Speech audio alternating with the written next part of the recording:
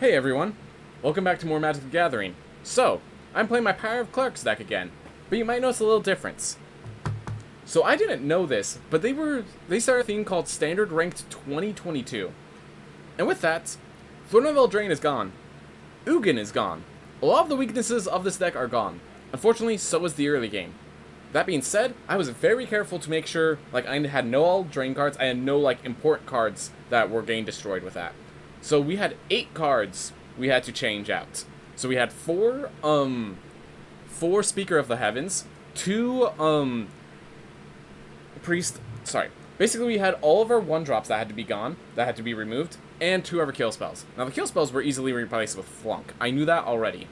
As for my 6 1-drops, I chose to make 3 Cleric classes. This is the new card from the set, so I gain more life, and then I could actually sink more mana into it, and turn any creature into a Johnny Primate, basically, and then sink more mana one more time to reanimate one of my big, scary creatures. So, if one of these gets, milled or just thrown in my graveyard, I could bring it back with Cleric class eventually, which I feel like could be very powerful. Meanwhile, we also have Soulmender. So, there aren't many very good Clerics. Let's just pull it up. So, let's make sure all not collected cards as well. And we're going to just type in Cleric. And you get Archpriest of Iona. Only really works if you have Party. We do not. We have Cleric class. Good. Soulmender. Pretty good. Code Spell Cleric. Not really for this deck. And we'd rather have Lifelink than Vigilance. Kitesail Cleric. 1/1 flyer, really. Don't really need to worry about the kicker stuff. And, again, Lifelink's better than flying. And that's it. That's it for 1-mana Clerics. So that's why our 1-drop slot is now 3 Cleric classes and 3 Soulmenders. As we continue, I might actually remove the Soulmenders and just focus on mid-game, just have my creature start at 2. I could see that working very well. In addition, I might see myself putting a Priest of Ancient Lore or 2 into this deck to just give us another 3-drop that could easily be sacrificed to Aura when we have no board, when we only plan to sacrifice it. And I could see myself pulling out the Valkyrie Harbinger. The more I've played with it, the less it seems necessary. The games where this works are the games where Angel of Destiny works just as well. So, eventually we'll be pulling those out. In addition, Professor of Symbology, we'd never played Mascot Exhibition. I never felt the need to play Mascot Exhibition. So instead, I just added an additional Environmental Sciences. Gain 2 more life. I think that's valuable. It also thins our deck a little. We can actually make use of the excess mana, especially now that we have Cleric class. So, with all of that, we are ready to play. And we are going to be playing in the new Ranked 2022. This is my first time even entering this format. I have no idea what decks we are going to be seeing in this format. Just not Ugin Ramp, not Lurrus Rogues, not a lot of things. Ooh. Well, let's see if we do well. Let's see how this deck feels. So we have Soulmender and Clerics of Life spawned, which is perfectly fine because the gaining 1 life is going to keep triggering that. We can then play a tapped Skyclave, Humiliate, and start swinging in. Opponent does go first, but I don't think that's going to create too much of an issue. He could kill our creatures, but it's this is going to become a 3/3 instantly. I'm okay with a Soulmender dying. Not really an issue. Yeah, this is just a human cleric to be a human cleric, really. I don't... They're going to attack... Oh, he played a Snarl. That's pretty cool. Alright, so I could play a tap Skyclave Cleric to get Righteous Valkyrie in play, or I could play Cleric of Life spawned to start threatening him. He's leaving mana open. I'd rather him try to kill my Clerics of Life spawned than my Righteous Valkyrie.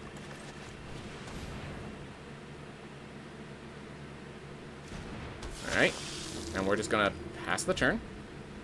And if he tries to shock it, we can Soulmender to buff it. This is a white-black deck, yes. Yes. For the first time each turn. Awesome. So yeah, this is a white-black Clerics deck. Every single creature except for, with 3 notable exceptions, every single creature is a Cleric. So that Aura, has some Cleric synergy cards. And we're going to gain life, turn this into just a bigger creature. But Aura here, whenever a Cleric dies, I gain additional benefits. So this is going to be our main power output. Alright. So I'm thinking we're going to start with Humiliate. Look at his hand. see what threats we have to deal with. Alright, Behold the Multiverse and Draconic Intervention. Yeah, we're going to get rid of this intervention. I want to have my creatures, and this exiles them. So yeah, we're not dealing with that intervention. And we're going to turn this into a 4/4. We're also going to put that in play tapped. And we're going to attack with the Cleric of Life spawned. He's probably not going to block, and we're going to turn it into a 5/5. And we have a quarter of his health down. Next turn we play Righteous Valkyrie, and we have a tapped Skyclave Cleric. We'll have Aura the turn after, and we will become a threat.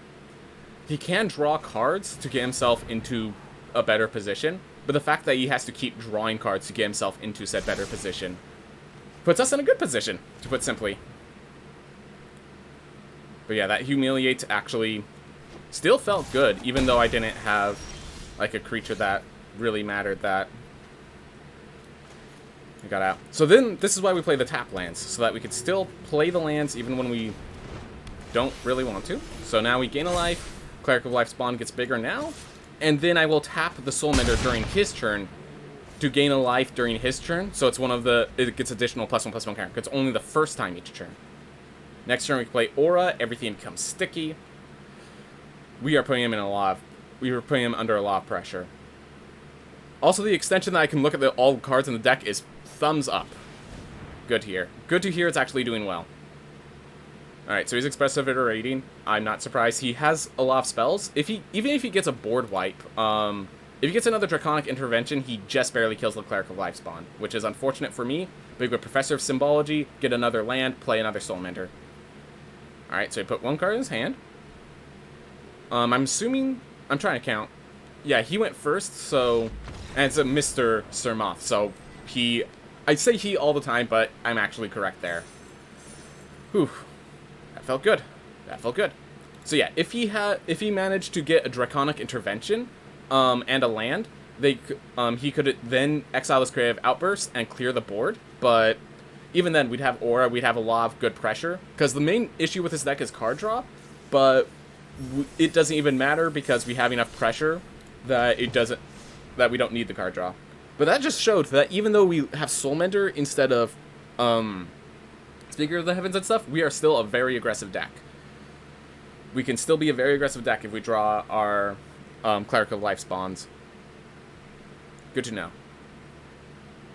Glad to hear that the extension is working, because I was worried it didn't seem to work properly for me. I would click on it and say, show deck list. I click on it, and repeatedly I would not show the deck list.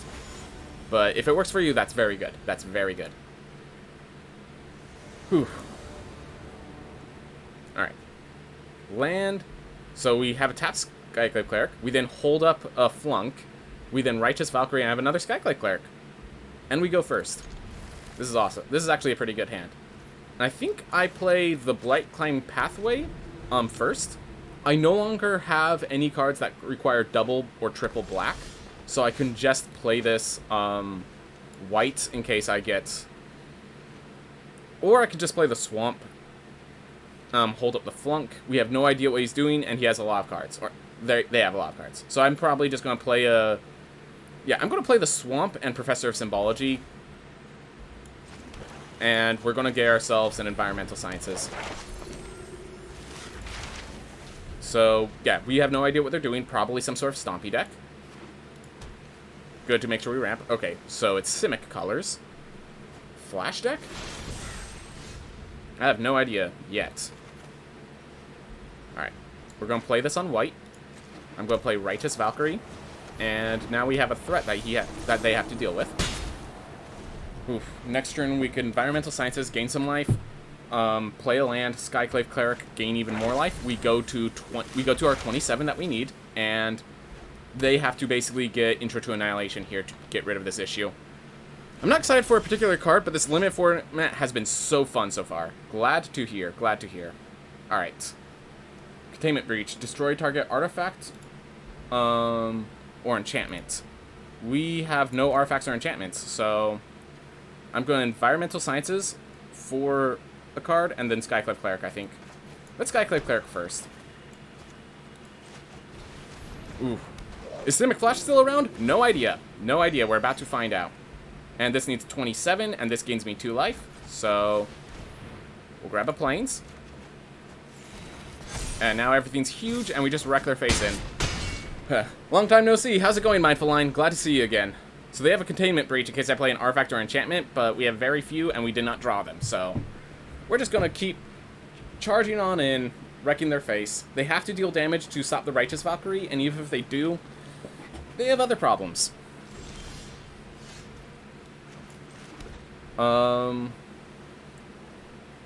Let's see. I'm going to play this Professor of Symbology, I think, just in case. No, I'm going to... So I don't want to play the Angel of Destiny right now. I'm going to play the Soul Mender, see how they respond. The idea is I just want to gain a little bit of life in case they have a way to deal damage to my face. I'll keep the Flunk active. And now we attack for 10. See how they respond.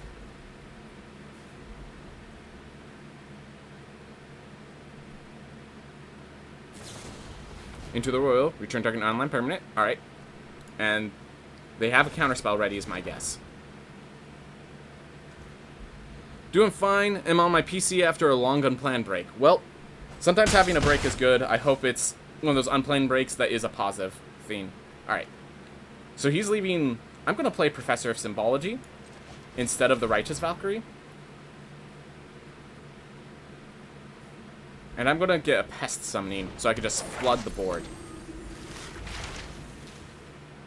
Hear that, I could grab the Reduced Memory. How many cards do they have in hand? 1, 2, 3, 4, 5.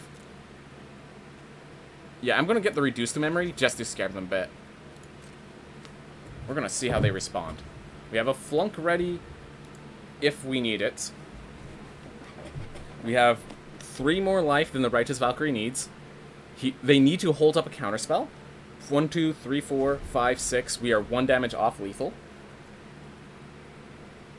So, if they play a card, we could flunk. Alright. 1, 2, 3, 4, 5. Alright. So this only gives it -3, -3. Or -2, -2, actually. That is a problem. Only -2, -2.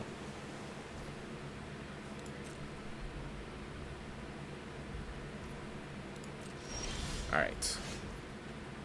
So we're going to try to play Righteous Valkyrie, and if they have a counterspell, then they are at much less cards, so I could attack and flunk the Quandrix Cultivator, killing it in the trade. So this Righteous Valkyrie might perish. I'm okay with that. Saw it coming. Alright. 1, 2, 3, 4, 5. Still has too many cards in hand. Darn it. So I've attacked with both Professors of Symbology. Let's see, 1, 2, 3, 4. Yeah, so it's -2, -2. That means still a 1, 2. It trades with him. So I'm wondering if that's good enough for me. I think it is. I think it is. And keeping them off board just helps me in other ways.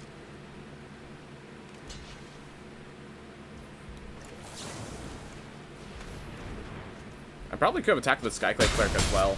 That way this would have actually threatened lethal. Oh well. We have a Skyclave Apparition and a Reduced to Memory. With a single Plains, we actually clear off any threat and then clear off the token that is created after the threat. I probably should have attacked with Skyclave Cleric. That would have actually presented lethal here. But we are not in that position. They have a Containment Breach, but we have no cards to target with that. Eureka Moment, that is a show of desperation. Main phase Eureka Moment is very good for me. Despite the flunk.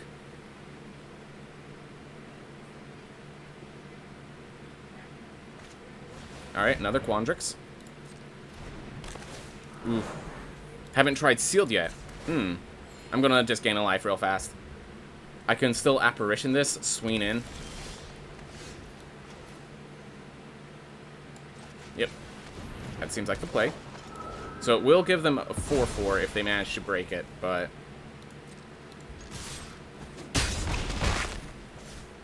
And then we just get another Soul Mender, just to make sure this board is nice and threatening. Seeing 31 health versus 5 is terrifying to me, but it was 5 cards to 2. The thing is, all my cards are in play, which makes this insane. We are attacking with all, and we're going to see what happens.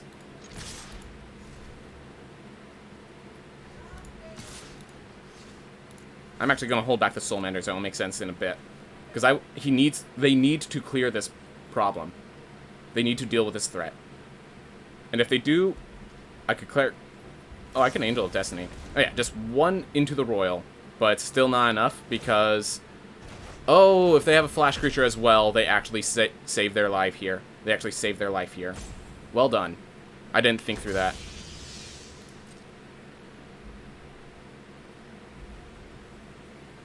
They did not draw a card, which means they have a solution here. Or they just messed up. One or the other. Because they're at 1 health.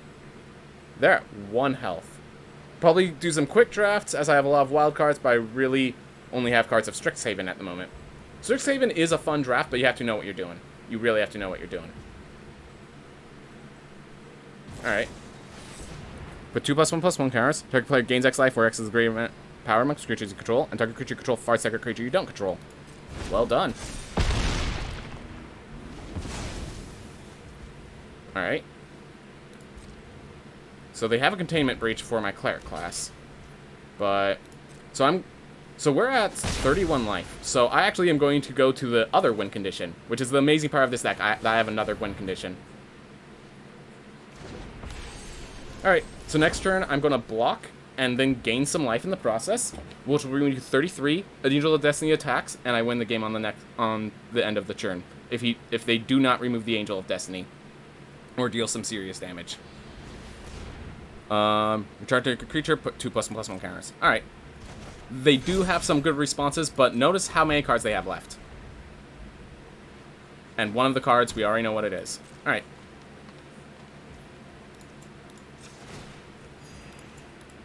If I draw a land, I can actually... Do I even want to, though? So I could reduce to memory and turn into a 3/2. I don't think that's even important. Come on. Let me see the card.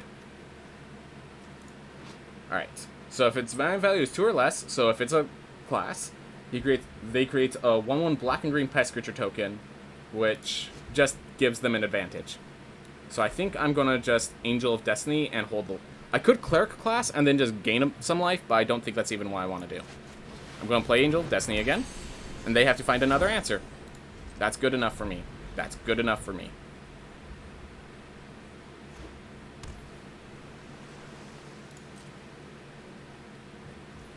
And we win, because they only have Containment Breach. I even have a Humiliate in Cleric class. 8/8 seems really scary, but very tiny knowledge of MTG. Alright, so yes. So what this is... So it's just a token. So what it was is they had a... So let me explain why this 8/8 wasn't so scary. 1, I'm at 35 life versus their 7. 2, I have Angel of Destiny here, which means as long as my life total is 15 more than my starting. So basically, as you read this card, what you will realize is the moment this creature attacks, I win the game. So my opponent had to keep preventing me from attacking with the Angel of Destiny. They have a long list of abilities, but the main thing is when they attack, I win the game. So this is actually the real threat here.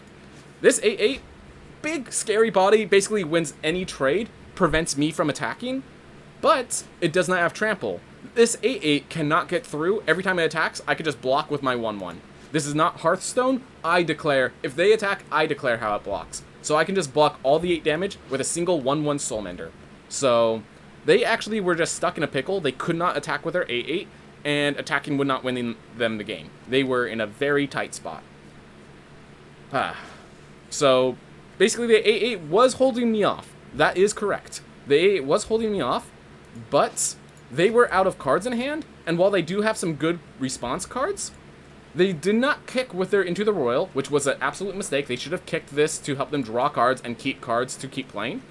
And they chose the Contamination Breach before even seeing any artifacts or enchantments, which meant I just never played any artifacts or enchantments. Meanwhile, I had Reduced to Memory, which I grabbed. This is any non-land permanent. I could have killed that 8/8, but it turns into a 3/2. But the 8/8 was not a threat to me. If they ever made that 8/8 an actual threat, I could kill it. That's the difference between the 2 cards we got from our lessons. So, between all of that, I was in control, even though they had more cards. They had all the lands. If they drew a big threat, they could have easily pulled out of that, but I managed to win before they drew the big threat. And it seemed like a lot of their deck was built around just getting me in an awkward position, but my deck just moved too fast for them to get me into said position. Oof. But yeah, the Cleric deck, the whole idea of my Cleric deck is I don't have many cards, but every card is just a threat or a recursion to other threats. So between the two, I may not draw cards, but when I'm on the board, it's very hard to get me off the board.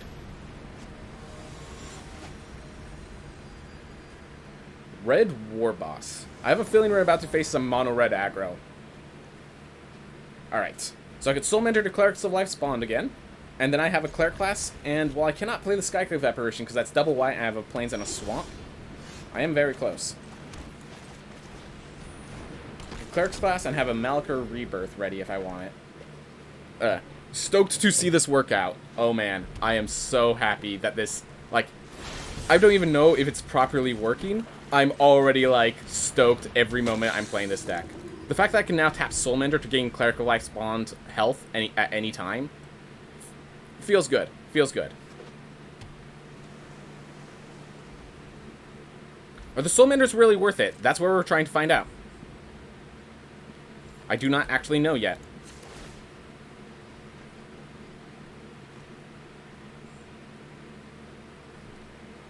Ooh. Alright, so I'm thinking that's a Demon Bolt or something of that nature. Prismari Command, alright. Alright, well they have their mana tapped out. So I'm going to actually play the tapped Malachor Rebirth, so I could, next turn, upgrade the Cleric class, and the next turn, Angel of Destiny.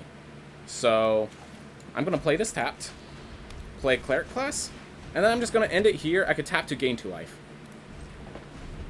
Next turn, I Black Climb Pathway for white. I can either upgrade this or Skyclave Apparition. My choice.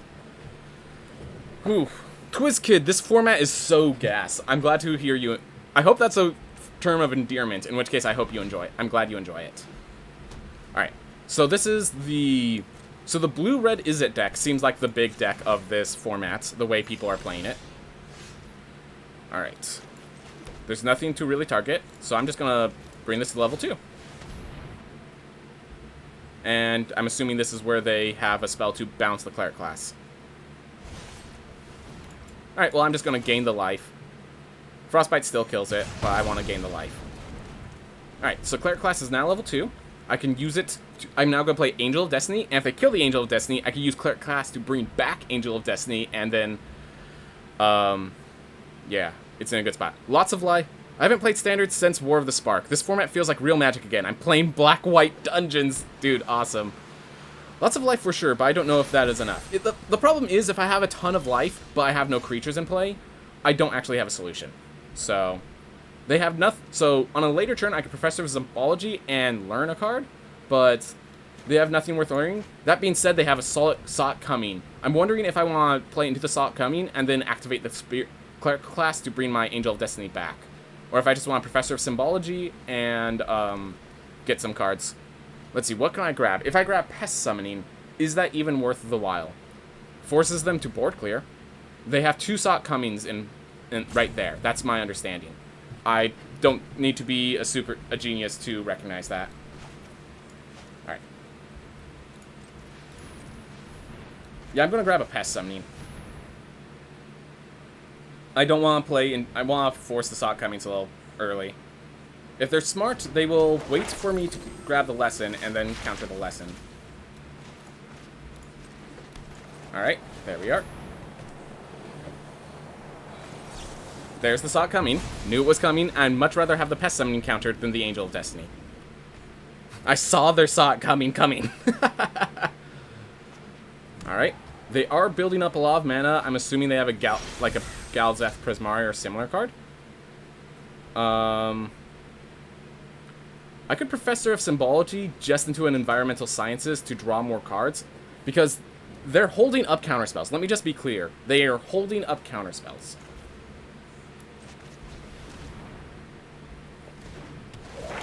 So I'm just going to grab an Environmental Sciences, play it.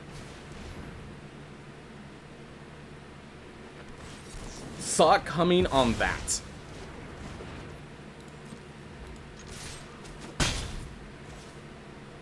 Yeah, I'm still gonna play this. 1, 2, 3, 1, 2, 3. Yeah. I had a blue Dungeon Limited deck today that went 7 wins. That's awesome. Alright. So, now we're gonna try for it. They do have a counterspell still, but they have so few cards, and this is so powerful if it lands that I'm going for it. I do not care. Yep, has Dusat coming, and I'm actually perfectly okay with that. And we're gonna just play that land and hold up our Skyclave. Next turn, I could 1, 2, 3, 4, 5, and then I have just barely not enough to play Skyclave Apparition as well, but I could Angel of Destiny and become a monster. Alright. I want to just make sure it taps properly. I want to tap like so.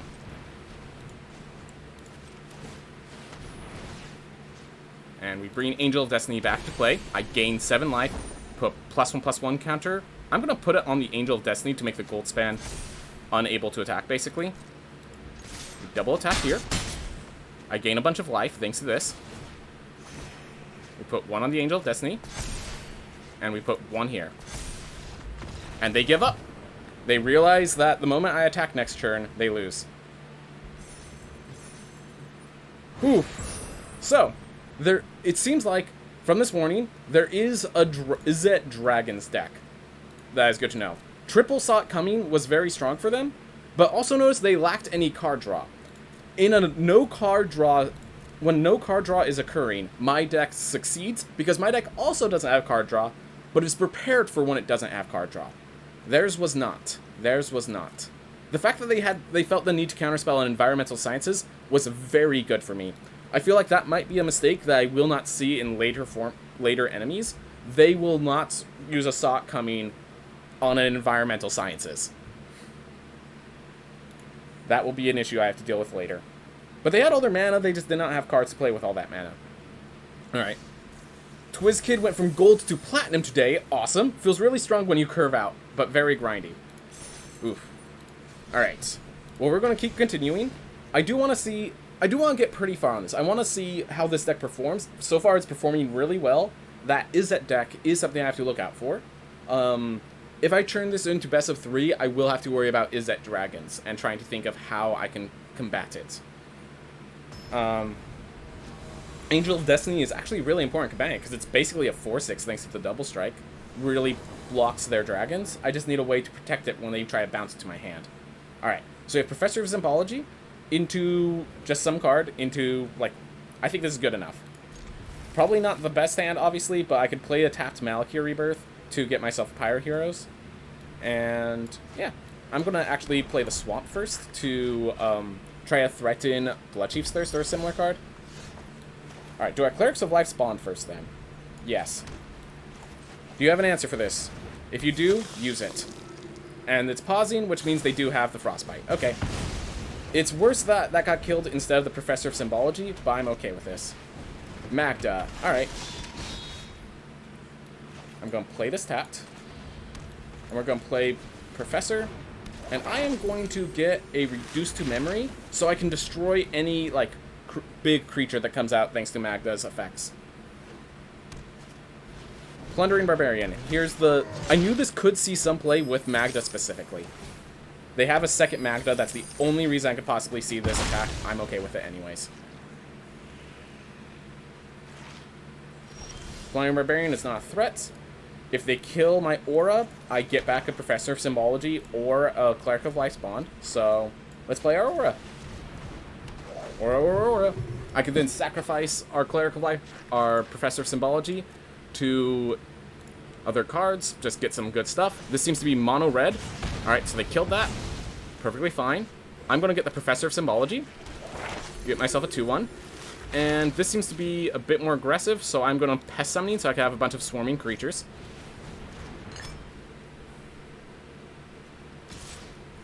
Alright, I'm happy blocking. They think they're in a good spot. And then I play Angel of Destiny. I have a removal. I have a swarm.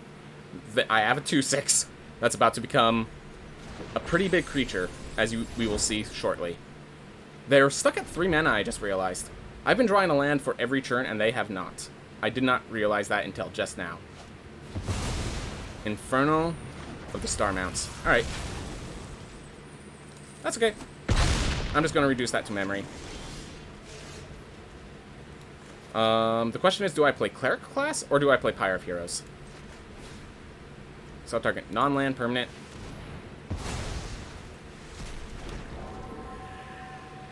Alright. Alright, I'm playing the Pyre of Heroes, so that way I could Skyclave something. I can Skyclave the Orb of Dragonkind, and then sacrifice this to get Aura. Oof. First strike. Oh, they have 2 Orbs of Dragonkind. I'm just gonna instead get the Dragonkin Berserker then. This is one it attacks. Yep. So I can do this. And I could still sacrifice it. Or I could just play the Pest Summoning. Yeah. I'm gonna do this. Take out the Dragonkin Berserker so it can't make flyers. Question is, do I want a Pest Summoning or just... Yeah, I'm gonna Pest Summoning first, actually. I'll Cleric class later. And Cleric class is going to basically ramp me into victory, I'm pretty sure. Oof. I haven't managed to get 7 wins with Premier Drafts yet, but did manage it sometimes with Quick Draft. Not sure why I win less in player drafts. Having to play how well do you play around what the opponents are drafting? They are 1 mana away from casting Goldspan, so I'm perfectly fine. I'm pretty sure...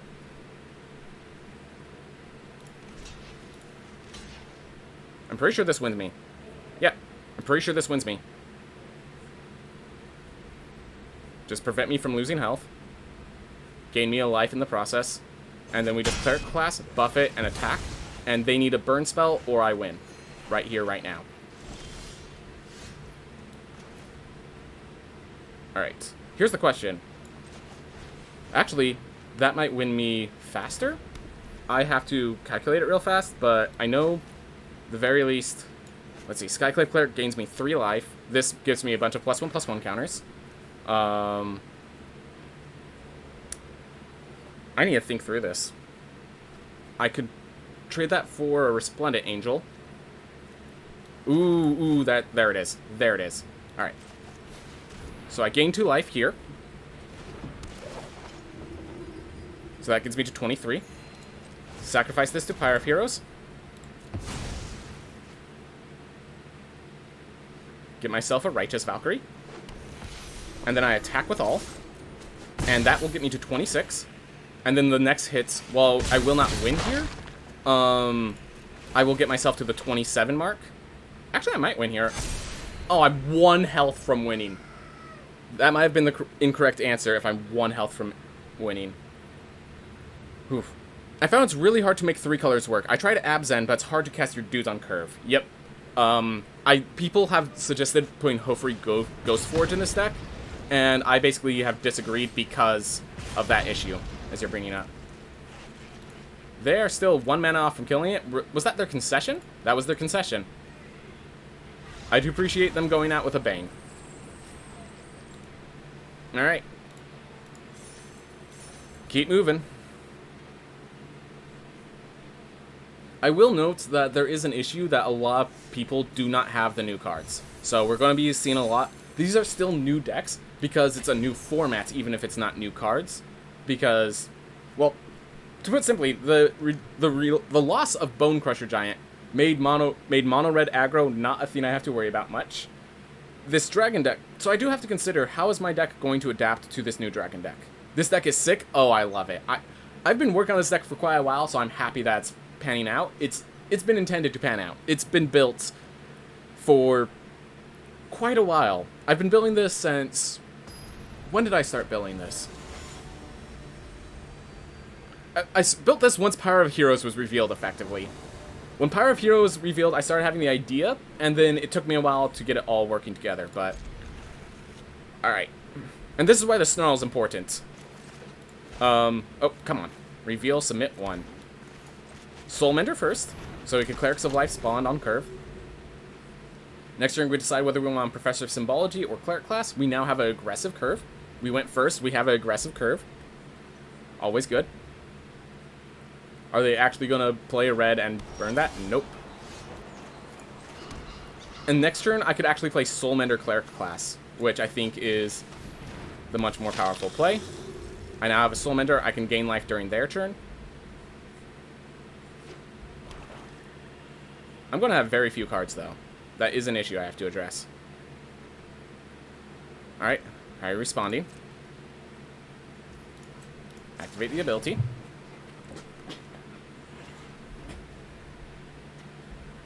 Oof. But yeah, because there's so much Cleric synergy, like, the only reason this couldn't see play is because Adventures was just too strong. I couldn't get the synergy out. So the question is, if I draw a land, do I play Malakir Rebirth or not? I think the answer is no, because they're going to be... I think they're going to be killing it. They're going to be trying to kill this Clerics of Life spawn the way they're hovering over it. It does mean I cannot level up the Cleric class. I think this takes priority, actually. They are leaving mana open. I'm trying to think. Yeah, I think the Soulmender is actually... The double Soulmender with Cleric class leveled up is strong enough.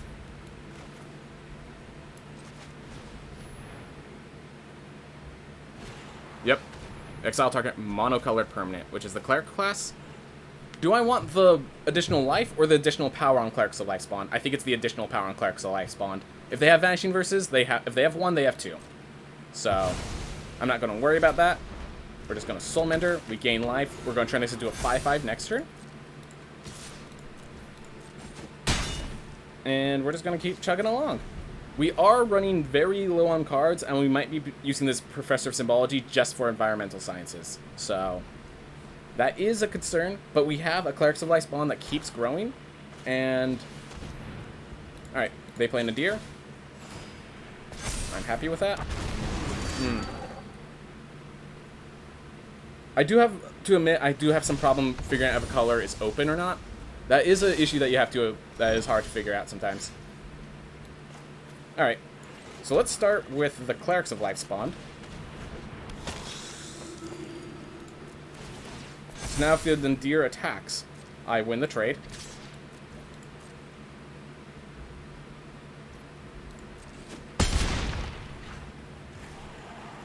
And what am I going to grab? I think I'm sticking with the environmental sciences play. Oof. Yeah. Reading what other people are drafting is a very hard thing to figure out. Even I have problems with it. Yeah, it's... all the synergy. Couldn't kill the Soulmenders, killed the Cleric class, but... Yep. This deck is aggressive enough. I will note, we keep getting our Soulmenders. Like, we keep getting our Soulmenders turn 1. That is not something we can bank on, because there's only 3 Soulmenders in the deck. That being said, it seems like when this deck pans out, oh man, it's been panning out. I think we've lost 0 games so far. I will say this is a very new format. I think I am going to be the first one to have tried Clerics at this, at the very least, the first one to try at this caliber. If nothing else, I'm the first one to try at this caliber. I basically just have to get lucky. Fair enough. Alright, so this is a bad hand. Well, it does have Pyre Furo's Righteous Valkyrie into more synergy. It's a single creature, and it's on turn 3. There we are. So Snarl into Soul... Tapped Snarl, so that's not happening. I'm throwing back one of the Soulmenders. Yeah, I need a Bright Climb Soulmender, Shine Shadow Cleric class, then next turn, Cleric of Life spawned. Hopefully we draw lands soon. If we draw just a basic land, we could... So here's the question, do we bank... Doesn't matter, we have to play Bright Climb Pathway as our first plane, so we can start playing cards. Swarm Shambler, alright. Bright Climb Pathway, Soulmender, and we'll be able to play Cleric of Life spawned using that Bright Climb, which is good. I think right now, at this point, the bigger body is far more important than the Cleric class, than the life gain. Yeah, feel free to swing with Swarm Shambler. Alright, aggressive +1/+1 counter attack. Perfectly fine with that. Alright, so while we didn't get any basic lands, we drew all the non-basics. I'm still waiting for someone to try to deal 2 damage to the Clerics of Life spawned, not realize I could tap Soul Mentor to make it bigger. Oof.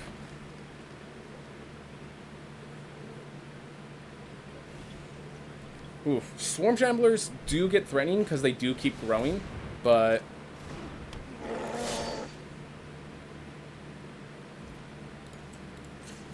There we are. Alright. Play as a Plains. We're going to Righteous Valkyrie for now. And we're going to leave this untapped so it can block the Old Growth Control. Then, yeah, on my turn, I can tap Soul Mentor, so I gain a life during their turn. And it's considered a new turn. Kazandu Mammoth. Alright. So they're trying to get big, but my Clerics of Life spawn is actually gained bigger, which is fantastic. Whew. Alright, they have a Fabled Passage. They also have a Lair of the Hydra, I just noticed. Alright, they can tap the Swarm Shamblers to make that bigger. That is something I have to consider. Alright. Second Righteous Valkyrie, I think that is... Yep. So we play the second Righteous Valkyrie. We gain 5 life when it comes to play.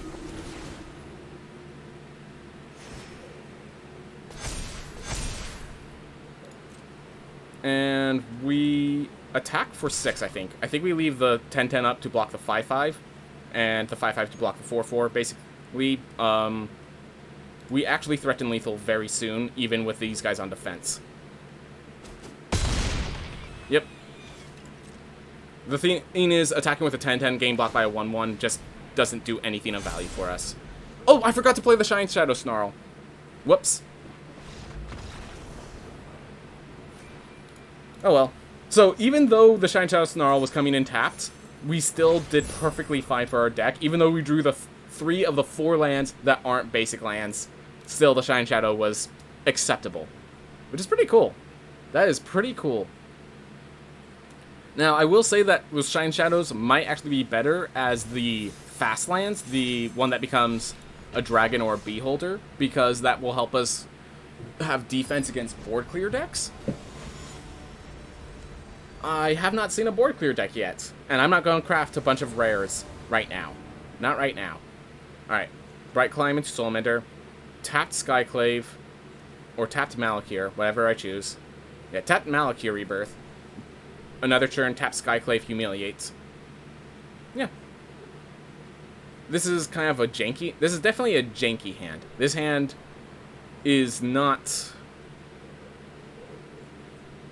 We have card draw, we have lands. I'm gonna keep it. I'm gonna keep it. Alright. Bright Climb Pathway first. Get myself a Soul Mender. Oof. And yeah, these Soul Menders have actually been doing very good. We have not seen a deck that lasts long against us, so we have no idea how they stack up against the Cleric class, but... Alright. We're facing the Cleric. We're facing the Angel deck. That is interesting. That is interesting. I'm thinking the Angel deck is probably decently strong. We're going to play a tapped Malakir Rebirth and just end our turn here. Our life gain is more important than their the damage to them. And Youthful Valkyrie is going to stop us from doing that anyways. Not an Angel, but an aggressive Cleric. If they're smart, they will take the Righteous Valkyrie. I do not think they realize how imperative Righteous Valkyrie is for this deck. Well, then again, they are playing Youthful Valkyries. They are playing this deck. They might recognize how strong that is. Oof. Yep, that was the correct choice.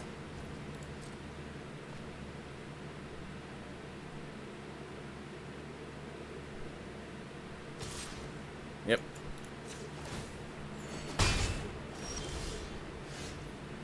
Not drawing a basic land kind of is unfortunate. I'm not playing a Skyclave Cleric right now. I need the lands. We're going to Humiliate first, and we're going to just attack, trying to provoke him to block the Elite Spellbinder. Alright, Bound in Gold. I do not care about that card. Let's take out the other Youthful Valkyrie. Alright. So he could only apply so much pressure. We have the 5 mana to get to Angel of Destiny, which will stop his pressure. Or their pressure. My apologies. Do I just... Yeah, no, we're going to try to kill the Elite Spellbinder and prevent any life gain shenanigans of their own. Can't be activated unless they're mana abilities. So...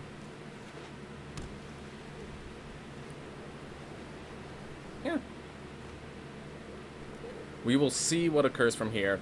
They have all their lands, and they do have Cave of the Frost Dragon, but... so glad I took out that Youthful Factory. They could have played 2 and turned this into a 3-5 and a, you know... they're very threatening. Alright. 4 mana means nothing for me, so we're actually going to play the tapped Snarl. I think we just play the Skyclave Cleric, gain us a bit more life. Yeah. Next turn we could choose whether we want Angel of Destiny or Righteous Valkyrie. I think it's going to be the Angel of Destiny. Oh, if we Righteous, we can Valkyrie Harbinger and immediately gain the 4 life.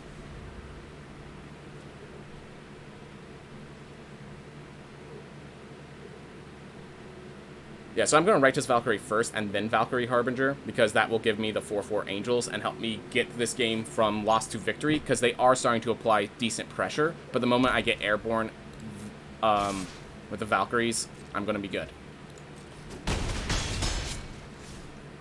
1, 2, 3, 4, 5. Okay. So they cannot activate Cave of the Frost Dragon yet. Here's the question. So they deal 1, 2, 3... 4, 5, 6, 7, 8, 9 damage, 10, 11 if they have an Angel. So I might have to play Angel of Destiny just to gain me life. Or we can go for it. I say we go for it. Righteous Valkyrie, what do you got? I'm going to leave the Soulmender untapped. If we survive at, like, 1, that's good enough. Valkyrie Harbinger can help clean up the job with a Righteous Valkyrie. Even if they bind and gold the Righteous Valkyrie, we're still good. Bind and gold does not stop its triggered abilities, only activated abilities. That's very bad for us. That is very bad for us. And the fact that they have a bound and gold behind it, I think they win here. I think they actually beat us here. That is very unfortunate. We did not get our flyers. They got their Elite Spellbinder. So if I Angel of Destiny attack, 1, 2, 3, 4, 5, 6. Okay. We're not dead yet. So the question is, do I Valkyrie Harbinger into the Binding Gold, or do I Angel of Destiny into the Binding Gold?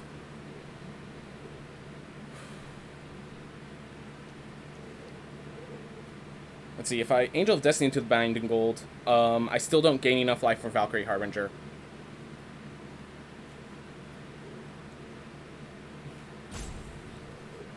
I'm going to play this just in case I draw a life gain card.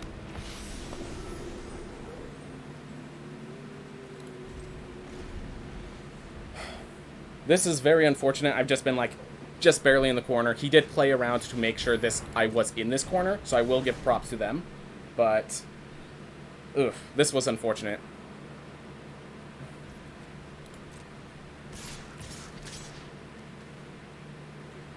Yep, the fact that I couldn't even take out this Elite Spellbinder definitely hurt me. And also, I should know all the lands we got with all the tap lands at the beginning. Oof. Good evening, Suicune. Good evening. Was going very good. Was going very good.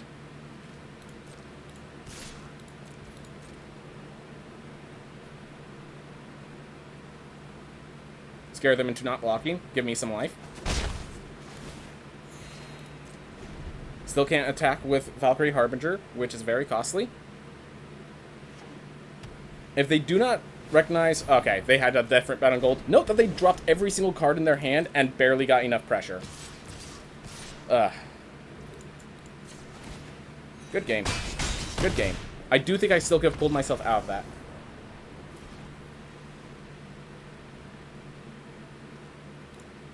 Oh well. Like, one loss after all that time, and that loss felt very outplayable. That feels good. That still feels good. Despite that, still feels good.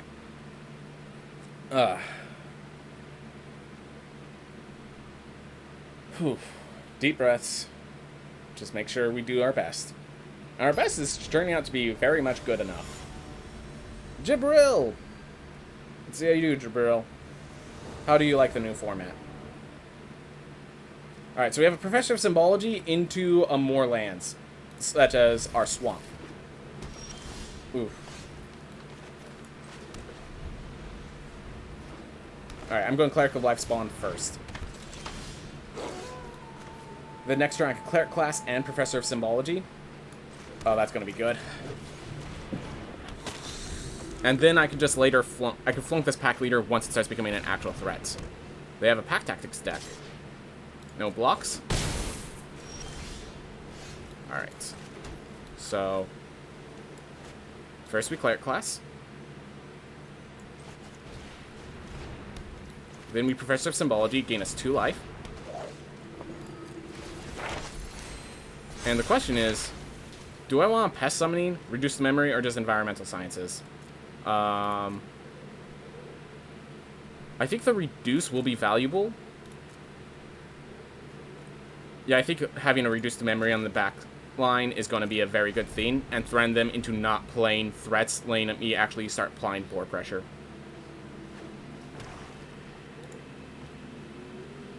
I'm more than happy to block with a Professor of Symbology into a possible combat trick. Also, I could Pyre of Heroes, sacrifice it into a Righteous Valkyrie. Like, I have a lot of options. Sorrowful Realm Eater. That's going to get flunked.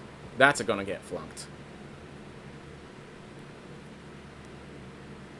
Let's see, if I block here, I can kill that, flunk the Sarwolf, and still play Pyre of Heroes. Nah.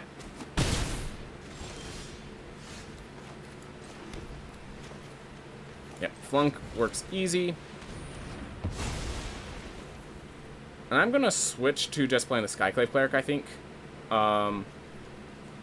Means I could double block and kill. And the Pyre of Heroes remains a hidden thing. Or I could play this as a tap land. Oh, no, I play the land.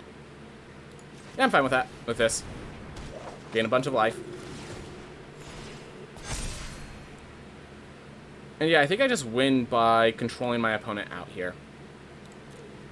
So I'm going to leave the 4/4 up to help control out my opponent. Froghemoth.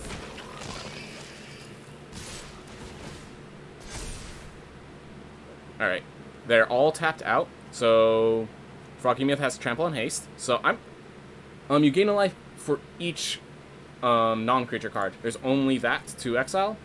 So we're gonna kill both of these. Congratulations, you get +1/+1, and then I reduce it to memory if it's a threat.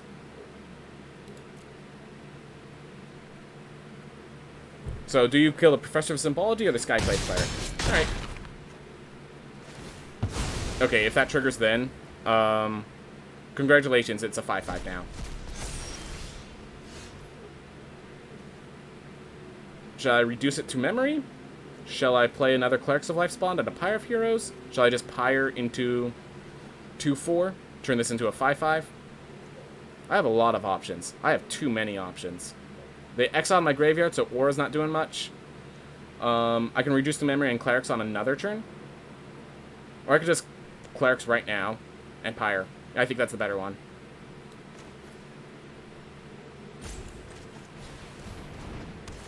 And because they have, because they definitely have other Froghemoths and threats of their nature, I'm going to keep the Professor of Symbology back for any hasters. Oof. Earlier I ate so much that I had to lie down. Oh yeah. I'm sorry you're getting hit by it, but I'm so happy seeing the Frog Monster being played. Oh no, I'm very happy Froghemoth has some more for it. Alright, so I can double block and kill the Froghemoth, or I can just let it hit, reduce it to memory, and Aura. I do not care enough about the Froghemoth. I have a reduce to memory if it is a threat. It's starting to become a threat. It's definitely starting to become a threat. Not going to deny that. Alright, awesome. So, first, I attack with a Professor of Symbology. Then I can Pyre of Heroes, sacrifice the Professor. get myself a Righteous Valkyrie, gain life, and I can reduce this to memory, so I don't have to deal with a 6/6. Likely they have an additional threat that they were waiting for me to do that, but I have a Aura, so I'm not exactly that worried. If I could get another land, I can Aura, immediately sacrifice the Aura to get some amazing stuff. I will lose 3 life. I do not think you have enough pressure through making me lose life that I'm going to care. I could humiliate out that last card, or I could just Aura. I could just Aura. No matter what they do from this point, I kind of have the pressure and all the pieces I need.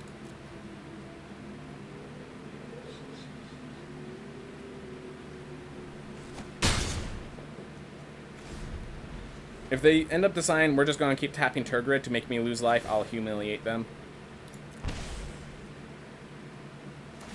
Yep. That's fine. Alright. If they have a land, they play it here. So that is not a land. I do not believe that is a land. So we get a humiliate.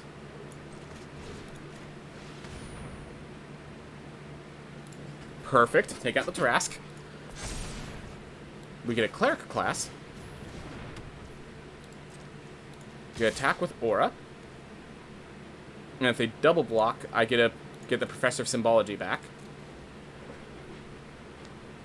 And then I get to sacrifice the Professor of Symbology for a Skyclave apparition to kill the Tergrid's Lantern. Everything's going good. Everything's coming up well. There it is. Awesome. Wipe their board.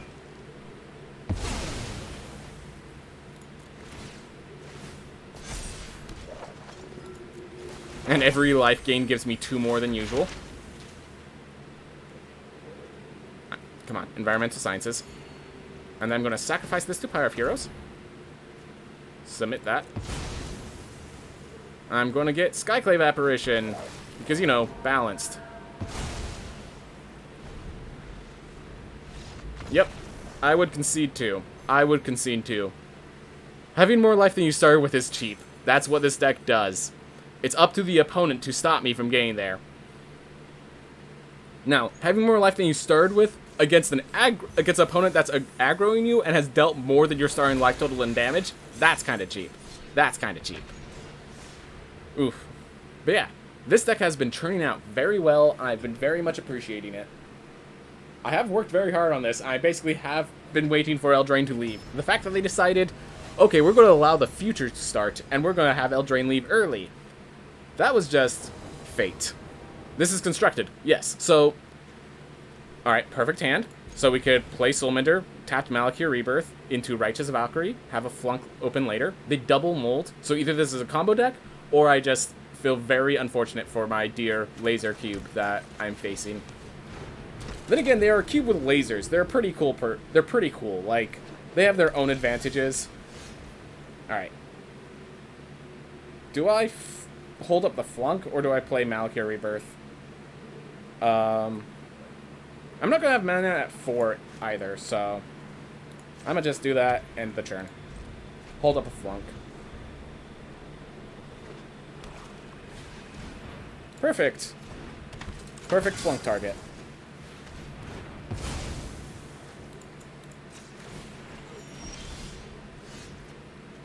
Alright. Righteous Valkyrie. Now when I get to a Law of Life, it has an advantage. It has an additional advantage. Yep, that was expected.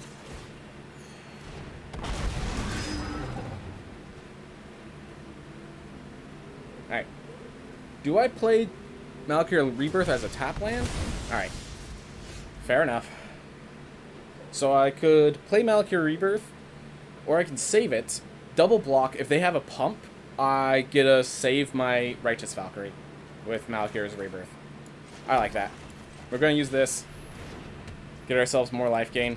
Hold up to kill Nadar with a double block. Alright. If they're playing this, they're just wanting to venture as much as possible. They might actually oubliette sacrificing their Veteran Adventure. Will not be surprised. I'm losing 2 life. Thank you for the offer.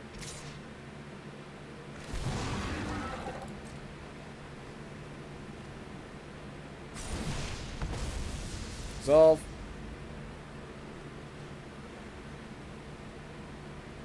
We're going to lose 2 more life.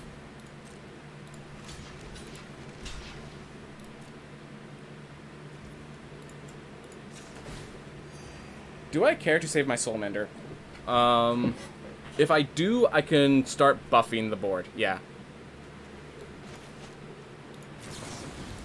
Soul Mender is worth saving.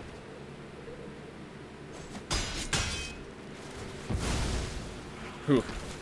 The venturing mechanic seems really interesting. That's because it is. That's because it is. It's a very cool mechanic. Alright. We're going to level this up. And we're just going to end our turn.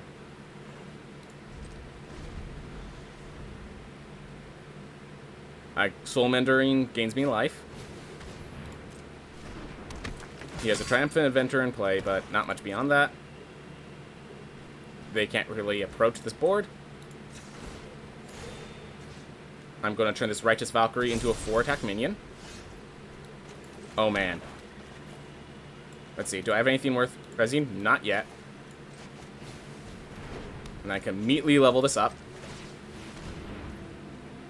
And, let's see. This will gain me... This will bring this into a 5-6. Do I just start going aggressive? Let's see. I will kill him in a few turns. I'm not blocking the Triumphant Adventure. I would just be blocking the Veteran Engineer. If he kills the Righteous Valkyrie, it only gets stronger with the double Cleric class. Yep.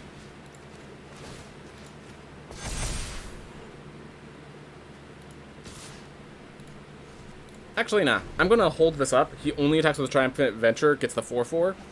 And... Alright, so this person just didn't have the cards to make a stronger deck than this, so it's fine. No blocks. Alright, so I can play this as a tap land, or I can Skyclave Cleric, gain all the life to turn this into... I think I just win if I play this as a creature. Like, just about. I force him to block with...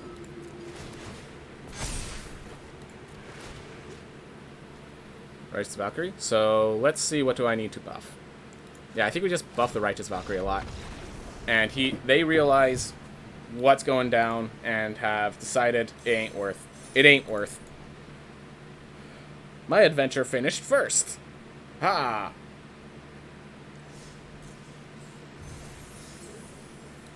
Gain more booster packs. Always good. I had to craft 4 commons and 3 uncommons. I feel so gypped. Nah, I'm good. Can't craft the rares, though, so every booster pack allows me to get more wild cards. So, the whole reason I lost all my wild cards is that I decided to experiment with a completely different Strixhaven deck, and it did not work out whatsoever, so... Are you silvering because you didn't play a lot? When this season started, I was I was at the bottom of my ranks. Alright. So I think we play the Skyclave Cleric tapped into a Professor of Symbology for lands to get Righteous Valkyrie. I think this is still good enough that we keep.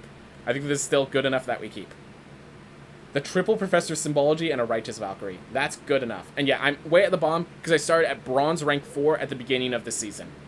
The season started at the 1st, and so in these days, I've only played Constructed on stream, and in those days, I've managed to get up into Silver. I'm hoping to get to Gold before I stop today. Which I'm not sure if that's a show of skill or of overconfidence.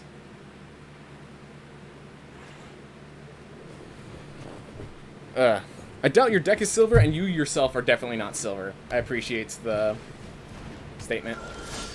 Alright. And even if I don't draw a land, I can Environmental Sciences for Plains get another Cleric class. That I can... And you might wonder, don't you need a swamp? Not until Aura, and I'd rather just... I could get another Professor's Symbology for more lands, so... Like, if I miss turn 4, I could just double Professor Symbology. I'm perfectly fine killing the Usher of the Fallen in a trade. Congratulations, you made a 1/1 white human, traded a 2/1, and your turn. Alright. And even though we have no swamps, I'm grabbing the plains and playing the Cleric, so I can play the Cleric class. Yeah, I've been so busy that I barely had time to tune in, and when everything my boss told me comes true, I'm getting promoted once again! But you have more work. Oof. Not sure if that's good or bad. I'm going to say it's good. Do great, man. Do great. Use your promotions. Do fantastically. Alright, if I draw a swamp, I could aura and threaten the Nandar, which... Is that the play? Or do I just double Professor? Let's see, if they kill the aura, I get a Professor of Symbology back. If I Righteous Valkyrie first... I like this first, because it's also a lifelinker. So this also tells them that their plans are not going to come to fruition. If they kill it, I get a learn, get a reduced to memory. Like... This puts them in a very tough situation, because they have to somehow exile aura. They don't have a bounce, because they're not blue. Like... This puts us in a really good position. I'm happy blocking. I am happy blocking. Actually, if I don't block, this is a lifelinker. No, I want to kill Nandar. I want to stop their venturing.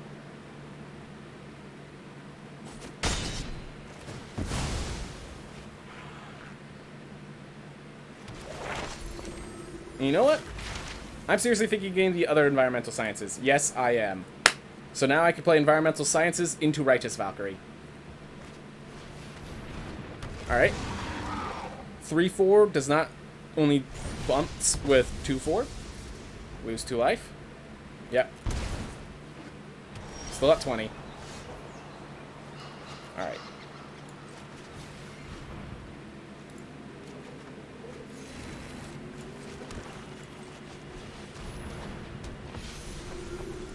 There we are. They still need to get one more venture to trigger the Cloister Gargoyle, and that's not even that good for him. That venturing doesn't seem so good against a deck that just gains their life back all the time. Basically, this is a very aggressive shell, and we are just... It's just not aggressive enough for what it needs to be doing.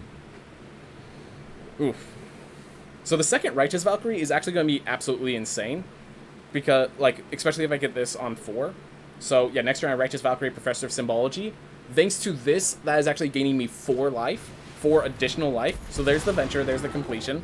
Barrowin is actually going to be a bit of a trouble, but it's going to die very quickly, so doesn't matter to me. So, you ready? Righteous Valkyrie. I am now at the life total I need to be, so that everything gets bigger. And then I just Professor of Symbology. And now it's a 6-5 when it comes to play. So note, it is a 6-5 as it comes to play. So I'm gaining... Look, I'm at 40 health, everyone. I'm at double my starting life total. Can you briefly explain what Cleric class does? Sure, let me just attack for 6 damage. So, Cleric class, whenever I gain life, I gain 1 more life. Given that there's a bunch of little triggers that gain me life, it just really stacks up and ends up mattering in the end. Then I could also sink more mana in it later in the game to make it when I gain life, I get +1/+1 counters. And from there, I could sink even more mana beyond that to make it so that it returns a creature from my graveyard to the hand. So basically, it's just a 1 mana play that helps me get life gain in the future, and then it has all this ramp into an even stronger play. And that's what makes it insane. Alright. So... 1 mana card. Yep. Oh, I forgot to bump it. Oh well. We're at a high enough life total that I think it doesn't matter. Do I exile their Cloister Gargoyle? I think I'm not really that worried. I'm going to attack with both Righteous Valkyries. Let's see what sort of combat trick you have, sir. Or ma'am. Sorry, I keep... Ugh. This seems kind of strong, yeah. I've been working for a very long time to make this deck work, so... Alright. So that's great and all. You killed one of the Righteous Valkyries. So you know what I'm going to go do? I'm going to get another Righteous Valkyrie.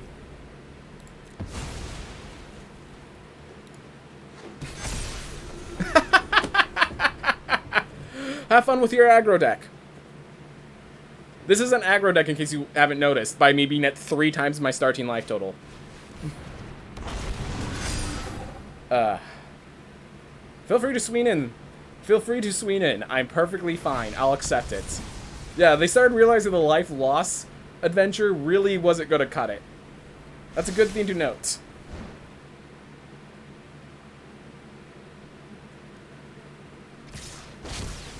Yeah, sure. Sacrifice a creature? Nah. Return a creature with 3 mana or less? Alright, fine, you get the Poison Gargoyle. Good for you. Nice. Do I block? Do I even bother blocking is the big question. I'll block there. Sure, I'll block here. Let's keep the Righteous Valkyrie safe.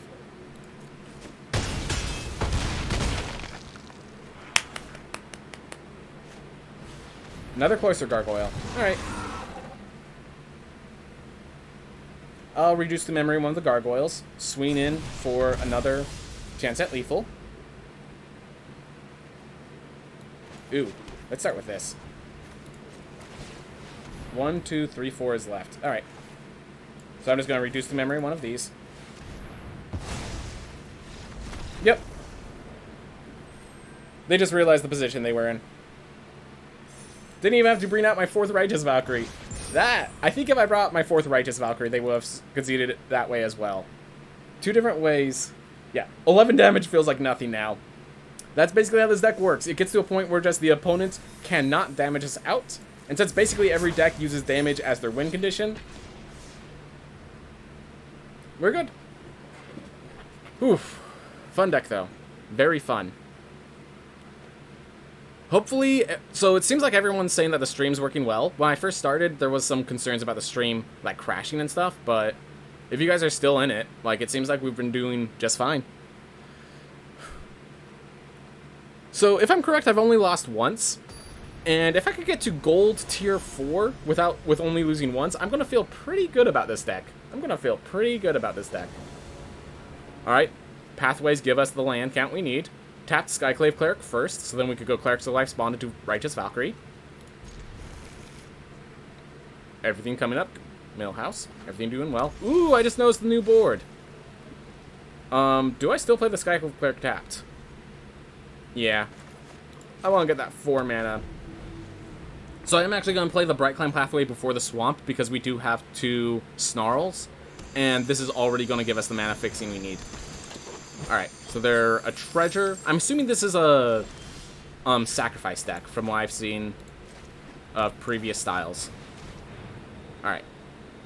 So next turn I can Humiliate, Professor of Symbology. Oof. What kind of deck is good at dealing with yours? Just something that could mess with creatures. If you can board clear me, I don't have a way to build a board back. You just have to, like, 2-for-1 every once in a while, and you can take me out. Alright. Again, we're keeping the Swamp because we want to, so the point of the Swamp is it allows us... Words. Come on. I'm not going to attack. He has some combat trick, and I win by life gaining first. But yeah, I have a Snarl that wants a basic land, and we already have our mana fixed as much as it needs to be fixed, so we're just playing the pathways whenever we have time to play pathways. Oh, that was very nice for us. So, they're both legendary creatures, so one of them dies. And I have no idea what they're building these treasure tokens for. Alright, and this is why we have that Swamp. So I could play this untapped. Alright, so let's see what they're building towards real fast. See if I can get rid of a removal spell. Because, yeah, knowing what the opponent is doing is very valuable. Even if they have to respawn now, the fact is they're respawning now. Alright, Unexpected Windfall. Infernal of Starmounts, Goldspan. Frostbite cannot kill anything. So we're going to take out the Goldspan. We're going to turn this into a 3/5. And we're going to Skyclave, which thanks to Clerics of Life spawn and the 2 life gained here, that will, I believe that gets us to precisely 27. Yeah, I gained 6 life off of this in total. Alright. So, yeah, let's attack with the 6/6.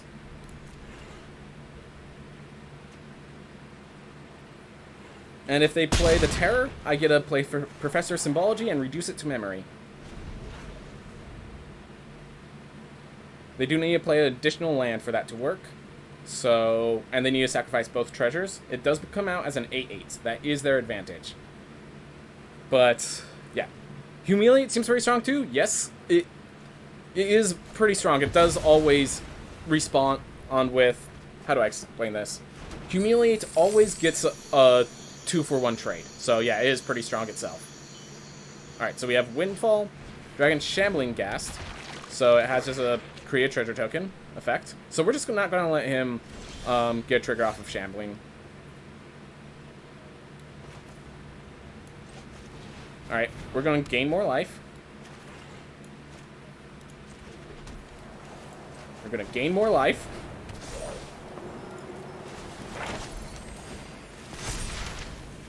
And I'm going to have a reduced memory on the back line.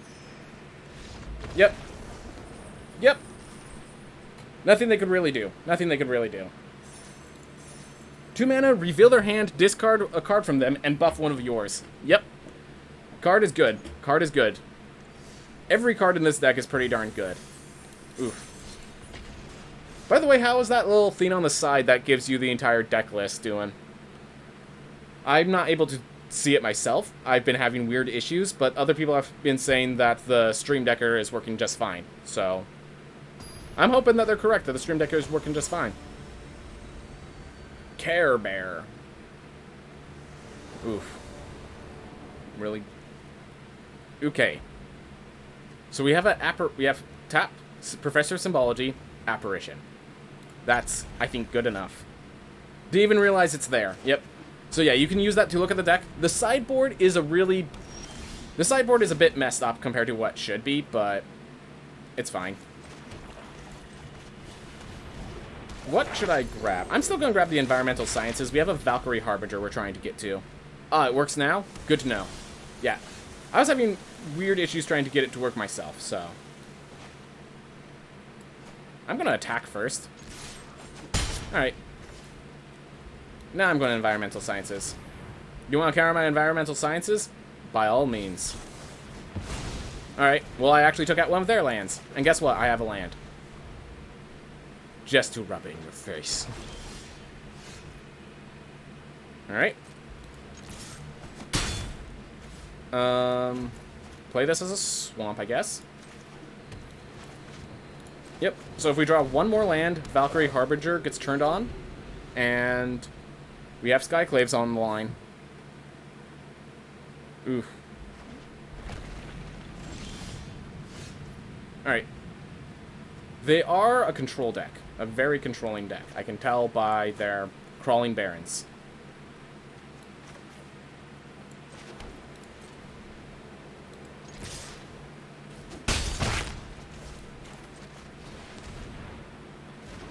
Do I grab the Pest Summoning, or do I grab just another Sciences? I think I just grab another Sciences.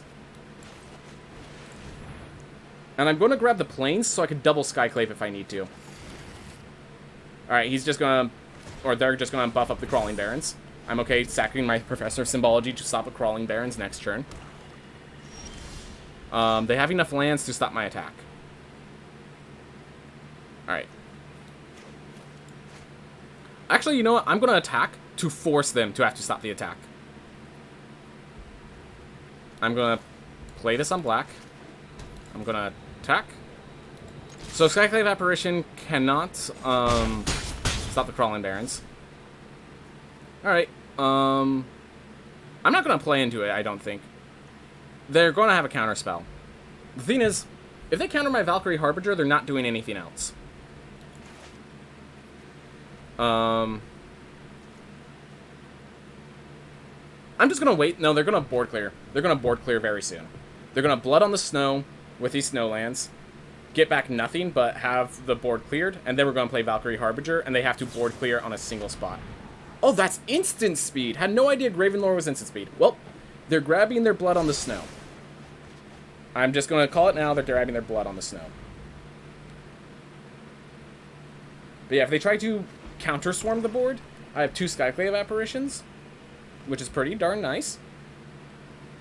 Otherwise, I have a Valkyrie Harbinger that's gained around the Jawari Disruption. Is this deck your own creation? Yes, I have actually been working on this deck since Kaldheim came out and Pyre of Heroes. People have built their own versions of the deck, but I have built this specific deck for quite a while. I've been working on this specific deck for quite a while. Alright, so we're going to play Skyclave Apparition. If they have a counter, they'll use it here, and then I'll just play another Skyclave Apparition. 4, 5. So they have all the cards in hand, but they have no board state, so doesn't matter.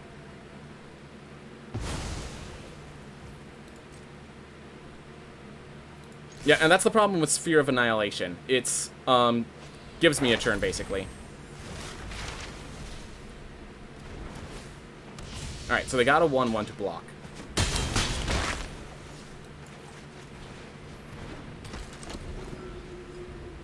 Alright.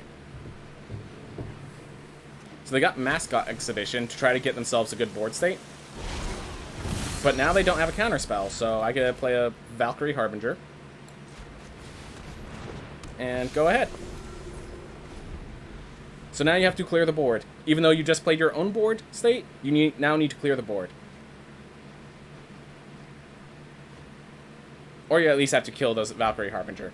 Fair enough. Professor Onyx. Darn it. So this is one thing. Skyclave Apparition can't hit anything on their board. Really want to fight me? So I'm forced to sacrifice my Valkyrie Harbinger. That is very unfortunate. So they had the kill spell. They are in the control. This is one of those decks. They are in the control. So now I'm not sure how I get out of this. And the fact that I have 2 Skyclaves that can't even trigger has been quite infuriating. They're basically tapped out, so I get a Legion Angel into more Legion Angels, it looks like. Alright. That's good. And this is where Legion Angel comes in clutch and wins me the game. Okay. Thank you, Legion Angel. Thank you, Legion Angel. And then I could Soulmender to get my creatures bigger. I can kill the Professor Onyx, or I could just start hitting their face, depending on how well I think they're going to gain life with the Magecraft trigger. We have recurring Legion Angels. Like, we have a lot of things. It's just that right now our main issue is that nothing is Skyclaveable in the opponent's deck. There has to be an answer here. Yep, nothing is Skyclaveable in the opponent, and that's the big issue I'm dealing with. Everything costs 5 mana, or is not a permanent, not a non-land permanent. Oh, hold up.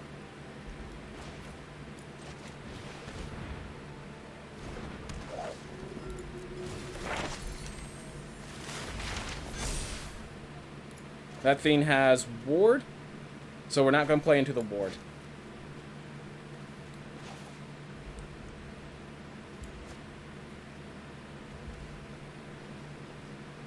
I'm starting to just flood the board and be able to just swing in through pathing. I'm going to still play this, draw out the counterspell. They have a counterspell. There's way too many cards in their hand for them to not have a counterspell? Okay. Color me shocked. Color me surprised.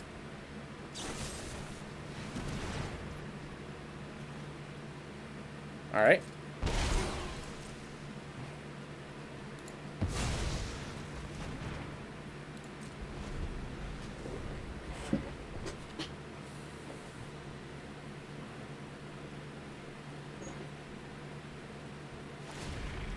Yep.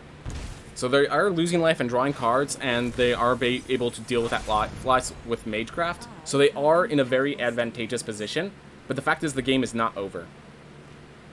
The fact that Skyclave Apparition has no targets in this deck has been really unfortunate. It had the Sphere of Annihilation, that was it. Also, lots of lands for what I'm used to. Alright. X equals 4. They know we're getting a Skyclave Apparition. They just don't realize I have a second Skyclave. So they have an answer for the first Skyclave, or else they wouldn't play this.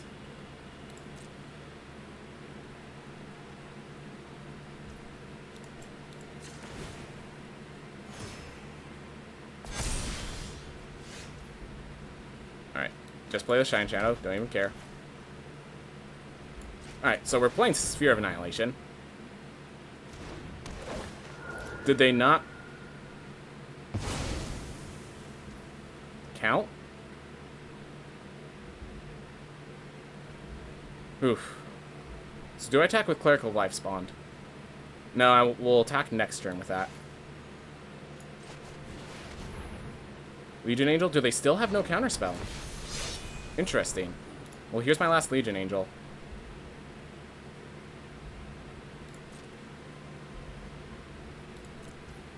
Go ahead. Alright. Behold the multiverse. Okay.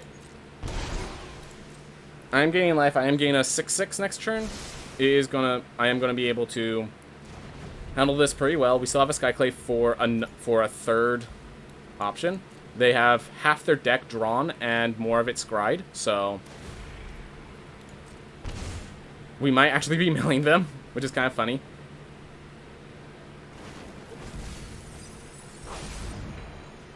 Oh, there has to be an answer here.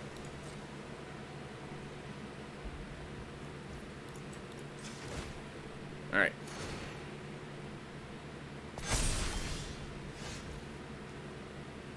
Start by playing a Soul Mender.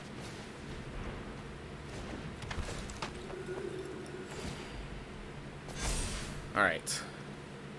So we're going to just go for the kill. We're going to go for the kill. So we're going to... This thing has Ward 4. Alright. We're going to reduce that to memory.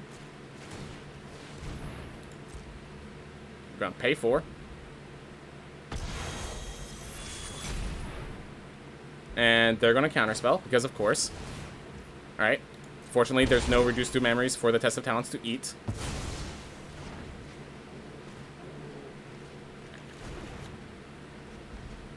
Alright. I think I'm going to attack with Cleric of Life Spawn there, and the 2 Legion Angels at face.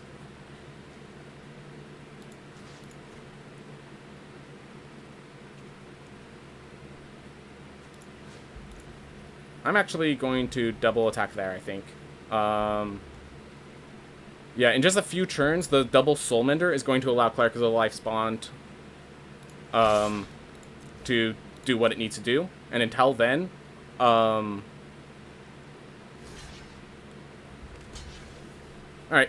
Well, I killed their 2/1.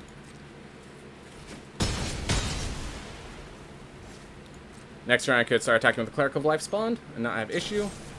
Power word kill. Darn it. Unfortunate. Alright. So the Ilmarith is literally just acting as a big block, and then they have these big creatures on the ground. I just realized I have not drawn any of my angels other than Legion Angel. I have a lot of very powerful cards that have not been drawn at all. Big F. So, yeah, did a fantastic job. I played Magic. I always liked white. Yeah, here's my last Legion Angel. It's not like you played about 23 of them yet. Honestly, I think my win condition is mill at this point. Like, this game pretty unfortunate. They can't attack with Ilmarith. They can't attack with their 4/4, their 3/2. The board is staled. If I play this, it's getting countered. If I don't play it, they just keep building the board state. If I play this first, I don't think they care.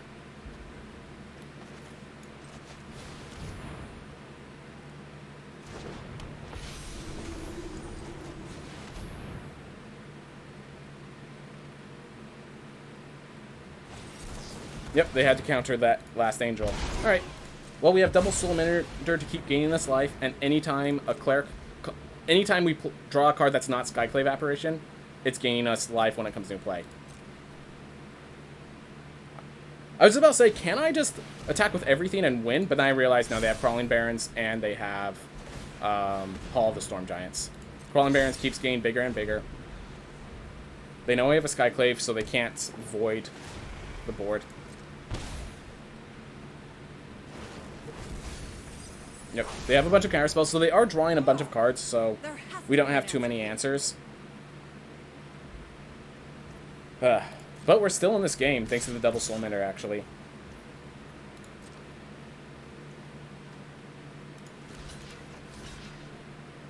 I'm actually going to block this with my Legion Angel, I think.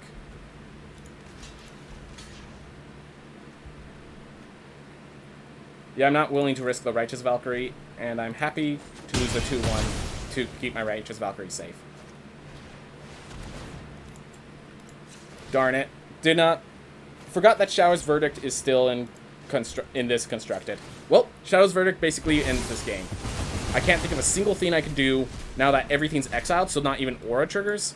Like, maybe if I got Cleric class and then I pumped it all the way up, I'd have a chance. Ugh. We're still going to play through it. Yeah. But this is not the best spot to put Simply. We need these little creatures to basically block their crawling barons when it comes into play. Yeah, we're in a bad spot now. We're in a very bad spot now. And they have, and that right there is a Sot coming. In case anyone's wondering, that's a foretold Sot coming. I can't think of anything else they'd foretold. The only other thing they could foretell is Arlon's Epiphany, which loses us the game if they have right now, because they would just draw so many cards. Or they would have so many turns to deal so much damage.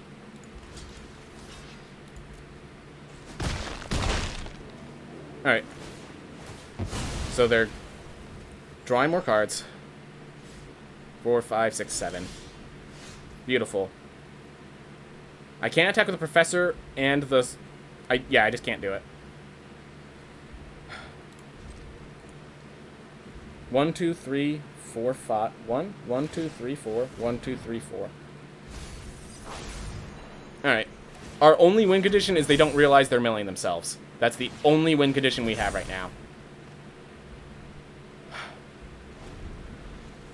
It happens. It does happen. I should note. But yeah, Shadow's Verdict is very much... Shadow's Verdict is usually a tech card, but if they main deck it, what am I to do? Alright. Attacks with a 14-14. Of course, that's blocking. 2, 3, 4, 5, 6. So yeah, they could still have... They still have Hall of the Storm Giants up for if I want Professor Symbology. Yep. Alright, so they're just using Professor of Symbology to win the game right here. Discard a card. Forget everything you thought you knew. 1, 2, discard a card, and that's game. Well done. Well done, Care Bear. Well done, Care Bear. That was a long, daunting game, but I still have some positives on my side. Note how long it took. Like, you'll see Legion Needles, you see Environmental Sciences. What do you not... Oh, actually, it's in here. But what you might not see is a single Righteous Valkyrie. This deck has 4 Righteous Valkyries. It has 3 Auras. It has 3 Pyre of Heroes. There is a combo in this deck that never saw the light of day. There are combo cards in this deck that never saw the light of day. So, we drew... Like, I think if we got the right draws, we still could win that deck. So, we could still win that... We could still win that matchup. That is a good deck, though. I'm impressed by Care Bear's deck. Care Bear's control is... Care Bear Control. That's a nice little sounding name, but... Yeah. Like, I'm still impressed. I'm not, like, trying to knock their deck. I'm just pumping mine up. I still think I could have won that if I got my Righteous Valkyries and stuff. I'm pretty sure I dropped them to about 5 health before they started coming back.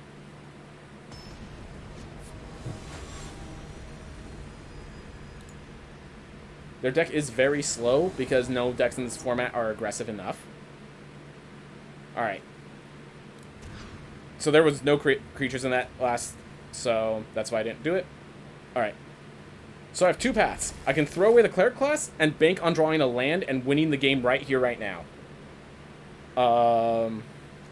I think that's the play. The Righteous otherwise I throw back a Righteous Valkyrie. I think, no. 1 Righteous Valkyrie is enough to win the game. Cleric class gives me a backup in case I don't draw my land in time. Or if it's a tap land. So we're going to throw back a Righteous Valkyrie.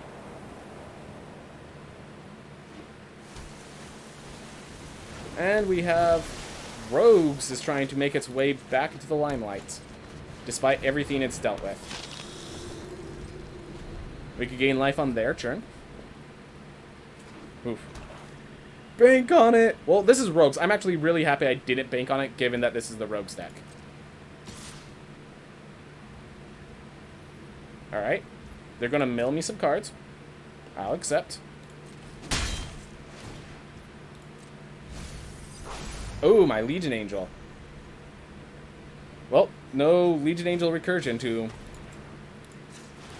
answer. Alright, let's draw land and get myself my Righteous Valkyrie.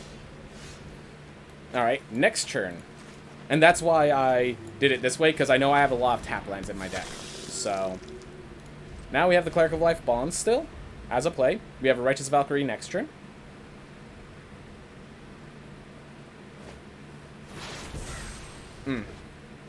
And they're tapped out for us to play the Righteous Valkyrie. I'm assuming this is another Saw It Coming. Just to be clear, if I see a Foretold card, and it's not near the end of the game, I'm assuming it's Saw It Coming. I think it's a safe bet, also. So I could double Cleric class, but I think just applying the pressure against the Cleric, against the Rogue's deck is far more important than gaining the life now. And in case you're wondering, we're leaving the Summoner untapped, because the gaining 1 life for the... It's only the first time each turn, and this way I could do it during their turn.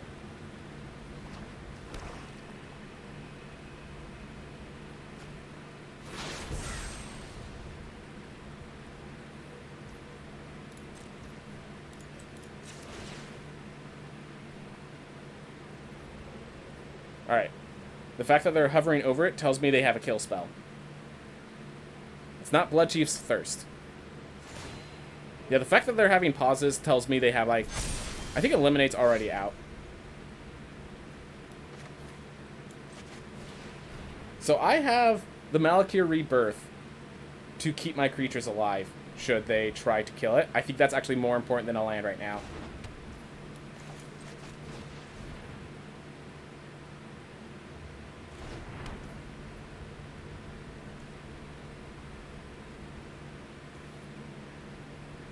I have 3 cards in my... There. Alright. So we're going to attack with a Cleric of Life's Bond. Do they block? Poison the Cup. This is what I was talking about. Alright, so now I can Malakir Rebirth this.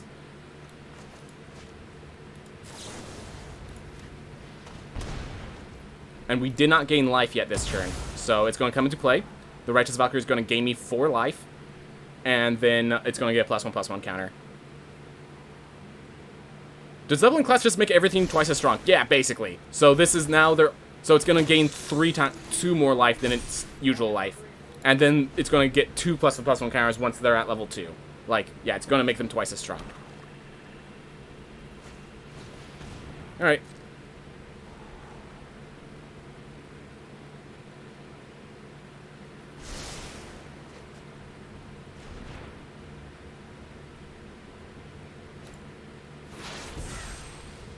They Foretold again. They have to kill this Righteous Valkyrie, basically.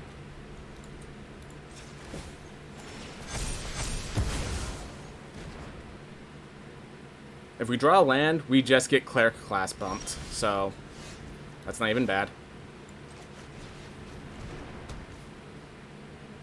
My big question is, do I win in a control game or in an aggro game? Do I want to let the Merfolk Windwalker keep hitting me? My answer is no. The third one. So that's all 3 of my Cleric classes, by the way. I'm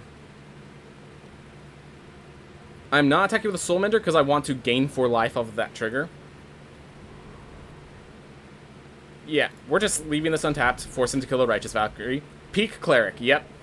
All I need is 1 more mana, and I could start leveling these guys up. And then I could reanimate my Legion Angel. Okay, that's how I'm gonna do that. That's great and all, but that's not enough damage, buddy. They ain't enough damage. Poison the Cups. Alright.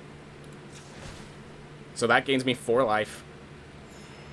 Unfortunately, this means that the Windwalker is about to get to its cost. That's why I was thinking about just attacking with it, because I thought it might die anyways.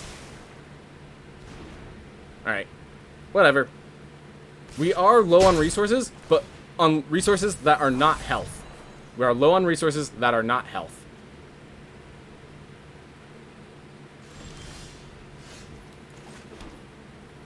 Alright, so next turn, I can start leveling my Cleric class, which allows me to start pumping my Soul Mender. So my Soul Mender is about to become a threat. Oh my gosh. And then I can bring back either the Legion Angel to... Yeah, I think I'm going to bring back the Legion Angel just to make sure they can't really do much. I do like these Lightfoot Rogues. Really cool concept. Let me gain 4 life real fast. So you deal your 3 damage, I'm going to gain 4. Oh, I wanted the land. Oh well. Pyre of Heroes, what can I play? Nothing significant compared to Soulmender right now. With 4 Cleric classes, with 3 Cleric classes, Soulmender is actually more valuable than anything Pyre of Heroes can give me. Yep, the fact that they had to power word kill a 1-drop makes me feel good. Does my heart justice. And yeah, if I draw another land, I think I'm recurring the Legion Angel, and I'm just going to basically make it so that I have recurring threats. Otherwise, I could grab the Righteous Valkyrie, gain myself some life, still have a threat, and, like, the Cleric class acts as my recursion then.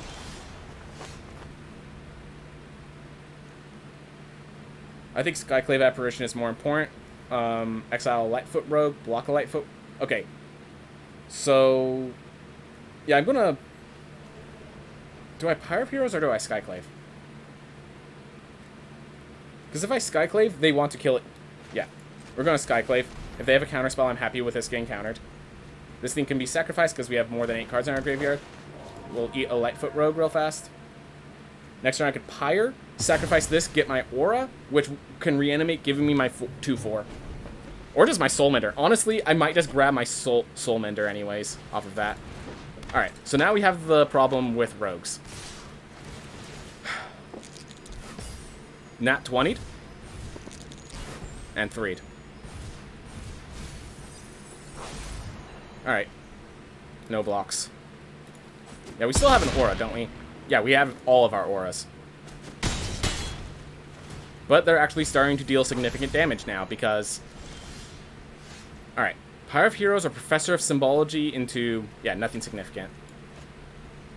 Yeah, the next turn I could Professor of Symbology into a Righteous Valkyrie.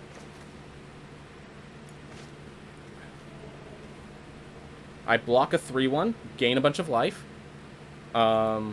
Yeah, I think this is the play. And if they counter this, I could Professor, get myself an Environmental Sciences, gain me some life, draw me a card.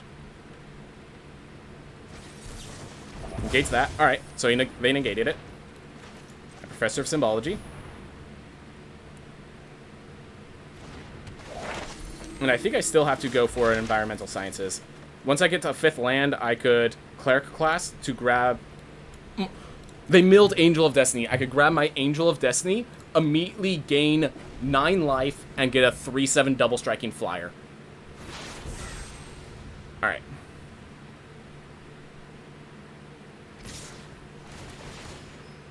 Alright, with that dead, we're gonna just kill both these rogues. Yeah, we'll trade with these rogues since that card's gone. Keep my life up.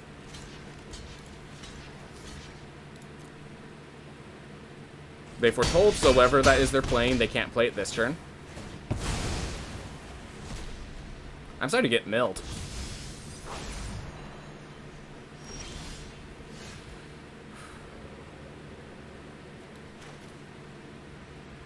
Alright, so we're going to Skyclave Cleric first, because that will give me something to put all these +1/+1 counters on. And we'll eat the salt coming now, you know.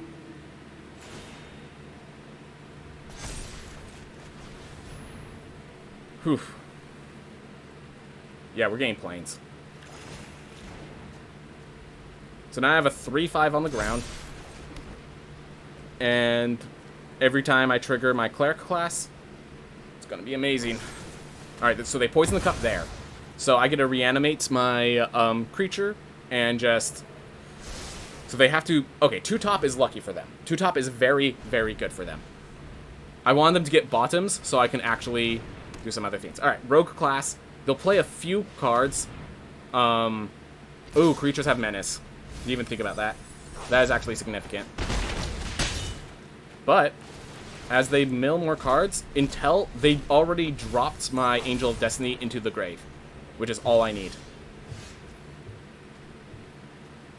Yeah, I'm still triggering this. The Angel of Destiny is far more powerful. I have no idea what those 3 cards are, but we just gotta pray it's not enough. Oh, I could also Skyclave that if I really wanted to. But I feel like a 3/7 double striking flyer is a bit more powerful. And yeah, the clerics are going to start... The cleric classes are hopefully going to start taking over around now. Righteous Valkyrie came a bit late, but I think this is good enough. I could then reanimate an aura using the cleric classes. So it got to level 3.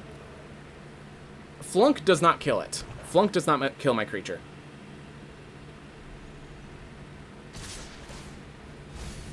Yep.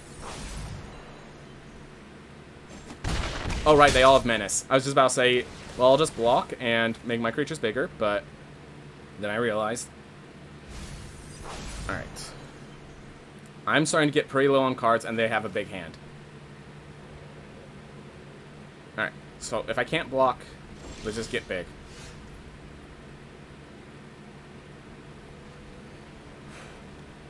Actually, Righteous Valkyrie is worth playing here.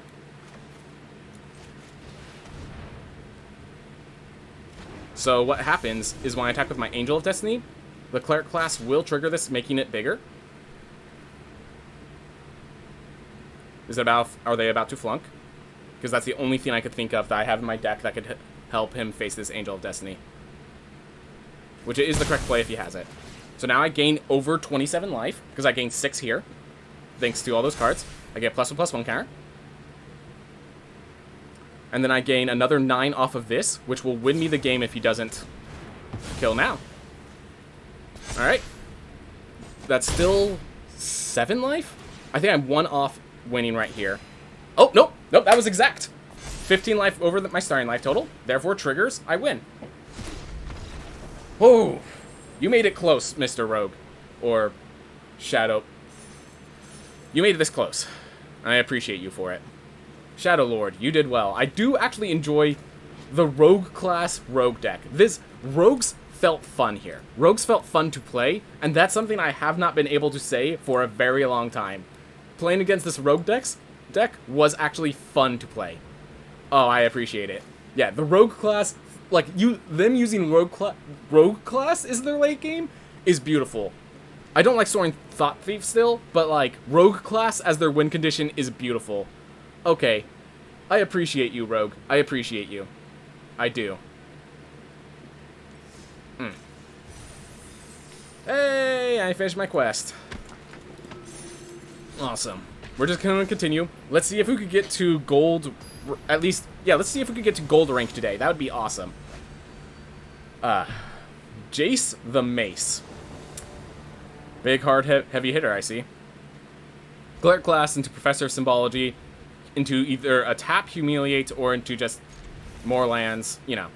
I could tap Humiliate into upgraded Cleric class. That's actually a theme. Alright. Or I could just Righteous Valkyrie, because Righteous Valkyrie is better. Yeah, on-curve Righteous Valkyrie is actually pretty amazing. Oh, I could Professor of Symbology to get myself a proper land, so I don't have to worry about Skyclave Cleric. And the life gain, yeah, so in case you're wondering, Environmental Sciences gaining you 2 life is actually super huge. I appreciate it. Alright. Are we mono-white aggro? Yep. Yep. This is actually a very dangerous deck for us to face. I'm going to grab the Environmental Sciences first still. But yeah, Luminarch Aspirant on turn 2 is still dangerous, and they went first, so, you know, all the numbers are in their favor. Well, they have strength on their side. I'm starting to wonder if this is getting bad enough that I just need to humiliate to try to see what they're doing and stop the pressure. But I think the answer is no. If I could get a double Righteous Valkyrie, that will solve all my problems. So I have to play for that. And we get Apparitioned for my hubris.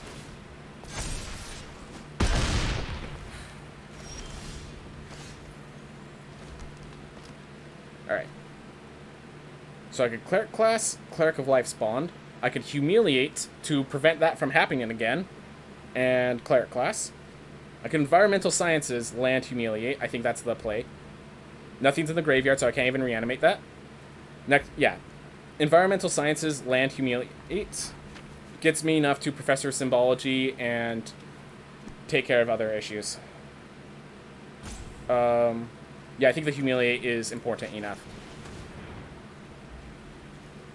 Come on. Just make sure they don't have even more pressure. That is pressure. I am glad I took out that Elite Spellbinder before it took me out. Alright, if I could draw a land, I can reduce the memory of the Luminarch before it kills me.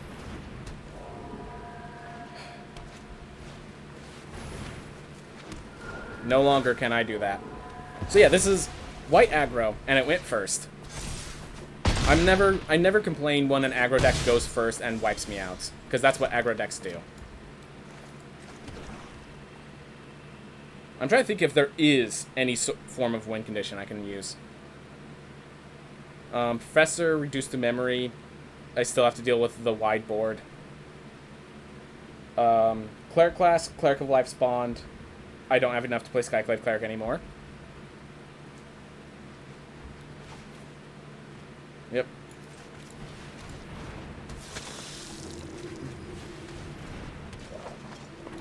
Oh, I couldn't even play the reduced memory because I needed another planes. Oh well. I never liked playing against aggro decks. Yep. So aggro decks are important for a meta to prevent like hyper control from existing. But yeah, aggro decks have the issue of go first, draw well, win.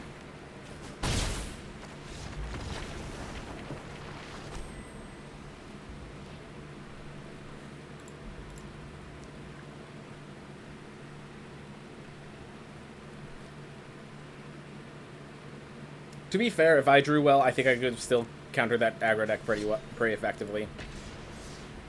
I think I knew identify when it's an aggro deck and be ready to humiliate much faster. Yeah, and at least it's a quick defeat. You don't really get to play your deck, but then like control decks, they will drag it on for eternity. So I've lost to a hyper control and a hyper aggro. So those are my two, which means I think I found perfect mid-range then. Now I'm usually aggressive against the other decks, but I'm controlling against aggro decks, which is kind of the exact perfect spot to be.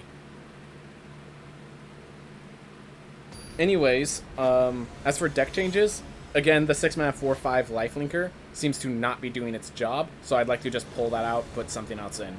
Maybe just a fourth Soulmender. Soulmender has proven its worth, and then some. Alright, so yeah, we have Snarl, Soulmender.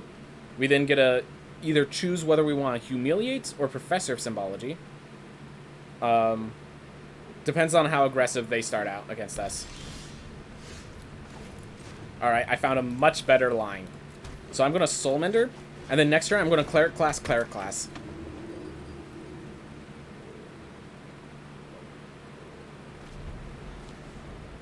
Oof.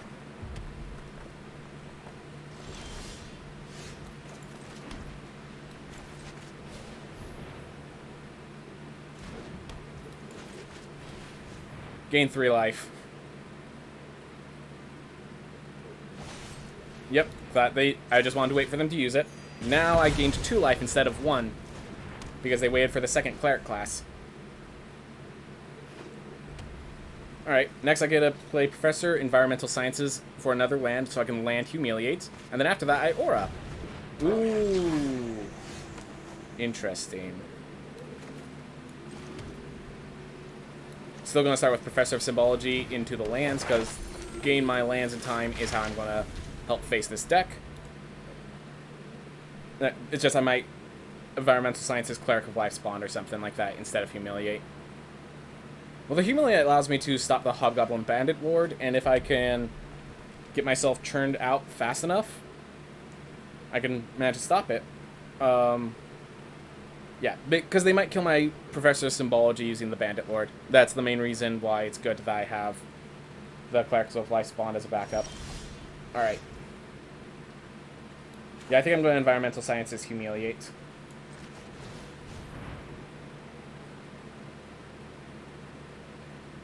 Gain 4. Get myself a swamp. They have a kill spell ready. I think that just means the Professor of Symbology is even... Like, this is just even better then. Because then they're going to kill spell, and then I'm just going to wipe out their board state. You see 2 goblins. Fair enough. So they could have killed my Cleric of Life's Bond with that.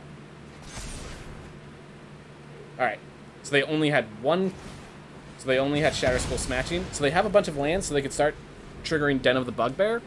But we're just going to play Aura, die in combat, get a Professor of Symbology back. Or, you know what? I'm going to grab the... I'm going to get my Soul Mender back, I think. Ooh, that's actually really scary. Alright.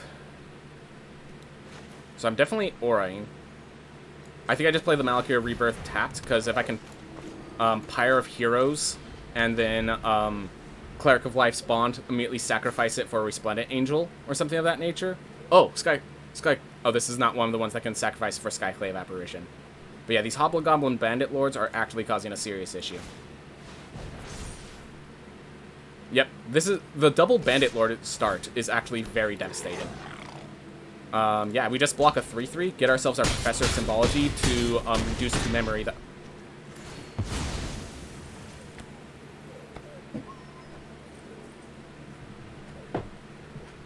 Oh!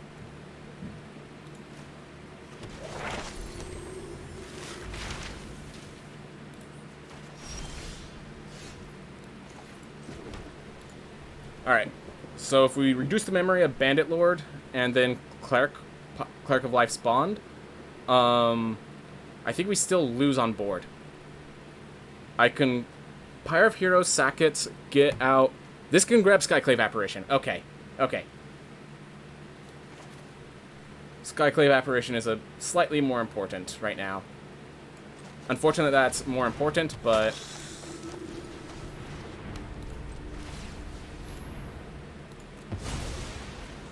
we can use all the help we can get. Yeah, just early Bandit Lords are very strong. That is very good to know that these Bandit Lords are very strong. Yeah, just...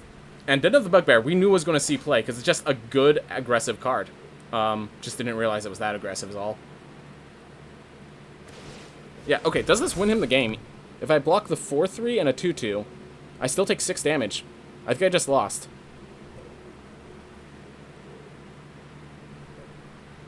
Yeah, I see in life say 0, and I thought you... yeah. Well, I lose this turn now. Because block, and we take 6. Those early Hobgoblin Bandit Lords was nothing I could do. Drew 2 Bandit Lords in the top 12 cards of the deck. Not gonna complain. Not gonna complain. Aggro is aggro.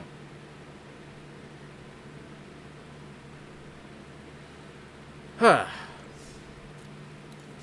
But yeah, I'm just having fun playing this deck, though. I will say the Pest Summonings have not been a very good spell. I might just replace those for Intro to Prophecies, or just Expanded Enamies or something. But the double Environmental Sciences has actually been great. Alright, so I get Skyclave Cleric. I can play its tapped Skyclave Cleric into Swamp Cleric class, Swamp Righteous Valkyrie, and then possibly a Legion Angel. Opponent goes first. If I draw a land, this is a pretty good hand. Oh my gosh. Whoops. That was... I'm not being a jerk. I misclicked. I promise you, sir. I misclicked. Don't hate me.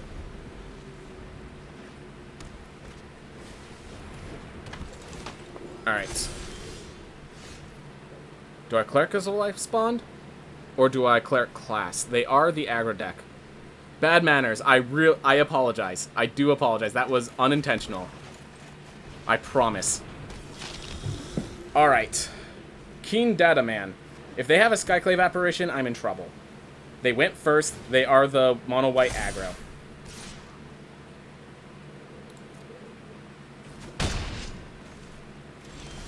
Alright. I will not deny that was pretty bad. Alright. Gurgle Life Spawn can't block the Luminarch Aspirant anyways. My kid would not have been allowed to watch you. I just hit the wrong button, I swear. So I cannot actually... So I have to Skyclave Cleric or Cleric class. I do not get both. Unfortunate. Oof. If I can draw planes here. Let's see. Soulmender gains me some life now, so I can start applying pressure. Gives me a blocker, and I can play Skyclave Cleric as a tap land. Oof. This will give me 3, 4, 5, 6, 7, 8, 9 health. That's not enough. Alright.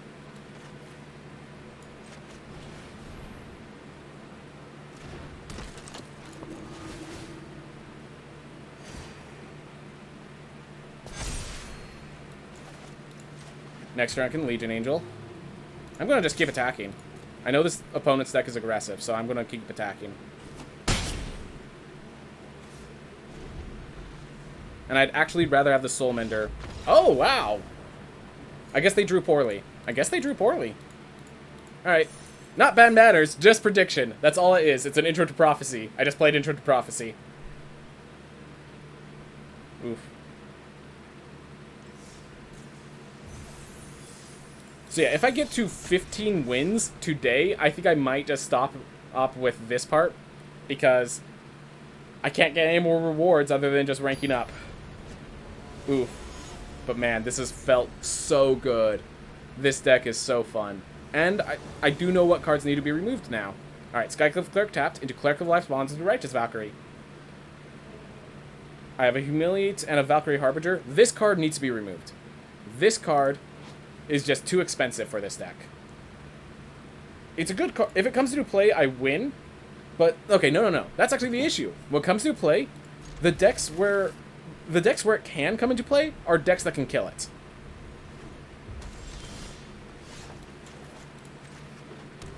Oof. Alright, Magda deck. Got another one. Well, we have double Righteous Valkyrie. Have fun coming back from that. Magda, actually, I do think could be very strong. The question is, do I block? No, I'm going to wait until next turn to block. They do get another treasure that way, but then I get a 3/3, which needs to be properly dealt with Magda. They had all their mana open, so if they had a combat trick, they just kill. Combat trick. As long as we keep them behind 5 treasures, I'm good. Double Righteous Valkyrie will get me a very good advantage in this game. And we are going to keep the Cleric of Life's Bond untapped so that I can use it to block the Magda. I am too conscious of a combat trick to actually block Magda with the Righteous Valkyrie. The Righteous Valkyrie is my win condition here. Double Righteous Valkyrie is very hard for many decks to overcome.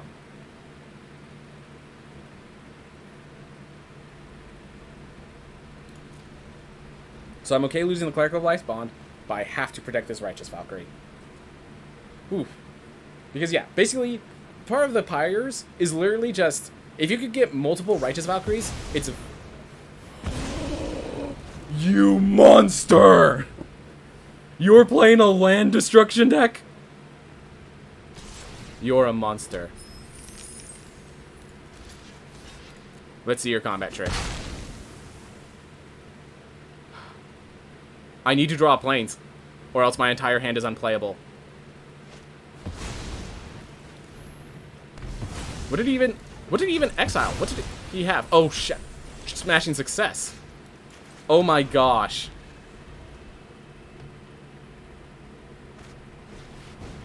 Oh my gosh.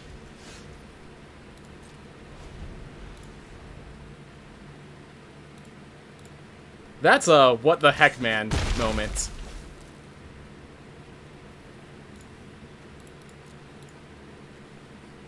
The guy plays Smashing Success, okay? Like, I can't get too mad at a guy who plays Smashing Success main decked. I mean, I guess I can, but like...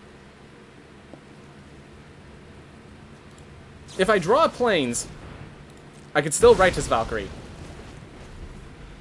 Why is he not just killing my lands before I can play land? Because you can't respond to me playing a land. Oh my gosh.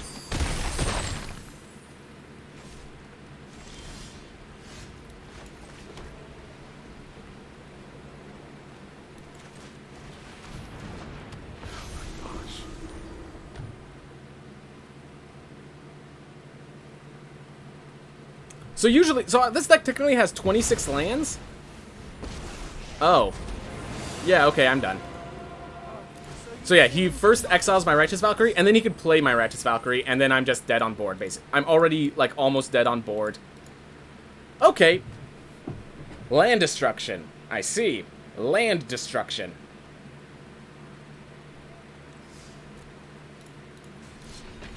I'm glad I have 2 environmental sciences, but yeah. Goes first, ramps into land destruction. That is... Okay, so fair enough, that is an archetype, but... Oof, that just hurt the first time I saw it. That just hurt to feel. Like, that doesn't even feel like a good land destruction. It doesn't even scry you or anything. It's just... Alright. We have Professor of Symbology into Righteous Valkyrie, and we have a Skyclave in the backline. Okay. We've moved on. Let's make sure we play enough lands to play enough lands. Alright. Sorry, that physically hurt. Oof.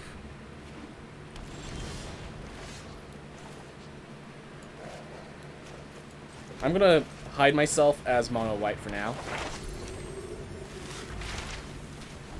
And we're just grabbing that before something horrible happens. Alright. Didn't know land destruction was a thing. It seems OP. That's why it costs so much mana. Oof.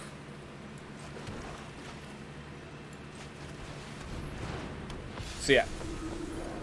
I'm actually going to no attack, so that if they try to pump this and then attack, I can double block. But yeah, land destruction is very expensive and inefficient because it is so powerful when it works. It is so unreasonably powerful when it works. So if they pump this to level 2 and then level 4, I then get to Skyclave it, which feels good. So I'm going to wait for the Ranger class to get pumped before I Skyclave it. If I intend to. Alright. Luminarch needs to get Skyclaved ASAP. Or I could just flunk it. 1, 2, 3, 4, 5. Yeah, we're going to flunk the Skyclave, actually. Or the Luminarch. We're actually going to just grab another Plains. Flunk this before it gets any bigger. Or makes things any bigger. I might have just wanted to attack with Righteous Valkyrie there. Good for them. Gain land ramp. Loyal Warhound's a cool card. Alright. Well, if I draw a land, I can Angel of Destiny, and then this entire game flips on its head. Alright. Good attack with that. Becoming a 4/4. It's my assumption. Yeah, if I don't draw a land, I want to Skyclave Apparition. If I do... Alright. Do I Skyclave Apparition this? Yeah, I'm going to wait to Cleric on another turn. Like, if I draw any land, I can Cleric Skyclave. Aura will get bigger. That theme will become a 5/5, which I do have to deal with. Skyclaving just seems so inefficient, is my main issue. Yeah, so now I can play this. I can now use Professor of Symbology as a blocker. And once something dies, I could then use Aura to bring back Professor of Symbology, gain a reduced to memory. So, alright, they get just Bar Sentinel. And okay, so that's where this deck is going. Oh. You think I care?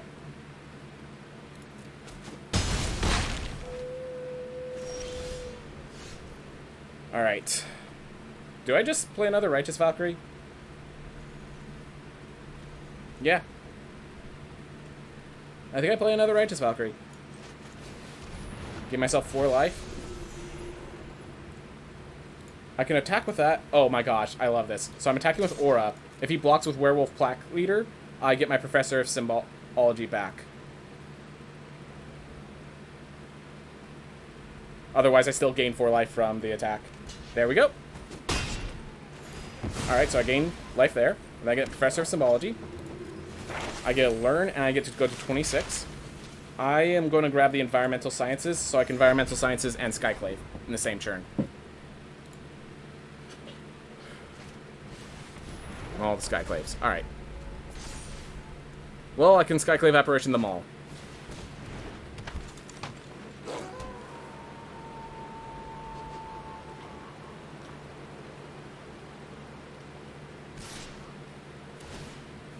Seven, 7. Yeah, no. If I draw a land, I get Angel of Destiny. I'm getting 20. I'm getting so much life from that. Do I just win the game by playing Angel of Destiny and attacking? No. Though, not as far away as you'd expect. So now I can actually Cleric of Life's Bond into Skyclave Apparition.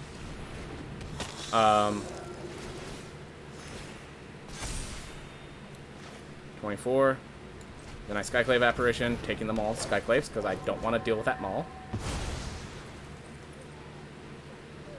And I think we just wait for Angel of Destiny next turn. Because, yeah, next turn we play Angel of Destiny, we gain a bajillion life. We gain 12 from there alone. Like, yeah, we're the control deck. Ranger class does have the value of they can start looking at the top card of their library, but... Oof. So, yeah, Drizzt Do'Urden is just a, in general, good card. You draw cards when it attacks. Okay. I'm getting 12 health, so I don't think it's even worth blocking. Alright, there's another Ranger class. And Angel of Destiny. That should bring us to 27 exactly. Actually, it brings us a little higher than 27. There we are. And because of the Angel of Destiny, these two can attack. And they gain me 6 health on every hit. So now we have this 6/10 double striker. And once I attack with it, I win the game. And when we play the second Angel of Destiny, they are not legendary. So I get to play it and then gain 20 life from the Righteous Valkyries, attack, and double gain life whenever it hits an opponent. This one's level 2. This one's level 1. Okay. They need... Like, the big problem with these cards is that you do need to... They are... All these cards help you make an early game deck that then late game you sink into it to turn it into your late game cards. But yeah, have fun dealing with a 6/10 double striker.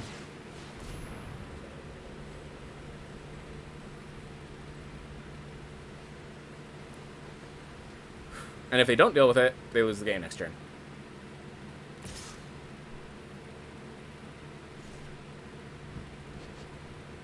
Yeah. Class cards seem really cool. I love the concept, yeah. Alright, so we're going to block the Trampler as a safety... We're going to block this with Angel of Destiny as a safety measure. From there, I'm going to block this with the 8/8. And... Skyclave does not need to survive. There you go.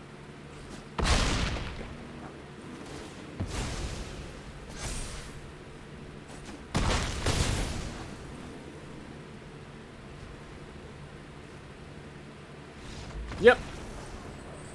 Opponent realized what was happening, what was about to happen. Whew.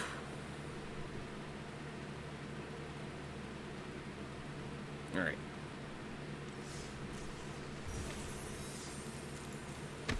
Dueling Coach. Yeah, I'm going to get to my 15 wins, and then I'm going to switch what I'm doing. But I'm going to get to my 15 wins. I'm going to just take out the 6 mana Cleric. That was completely unnecessary. And I gotta decide whether I want another Soulmender or a Cleric class, or if I just want to pull out an additional card to get both. Oof.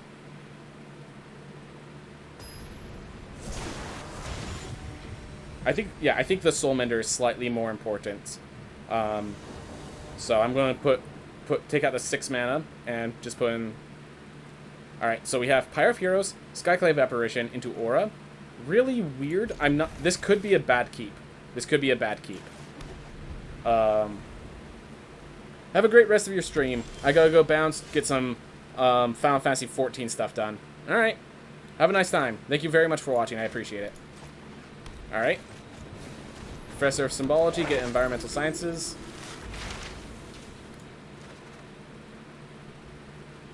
Oof. By the way, in case anyone is wondering, I keep the basic land. If I can choose, I always put the basic land in my hand for the 2 snarls that I have to play. Alright. They have nothing to Skyclave Apparition, so I just have to decide, do I want a Pyre of Heroes, or do I want an Environmental Sciences? Let's see, if I have Environmental Sciences, I could play Aura. Or I can just, you know, Pyre of Heroes. Yep. I have a feeling this is the Dragon deck, so that Flunk's going to be pretty valuable to have available. So yeah, next turn I'll Environmental Sciences. If they want to counter the Environmental Sciences, like, sucks to be me, but, like, I'll accept.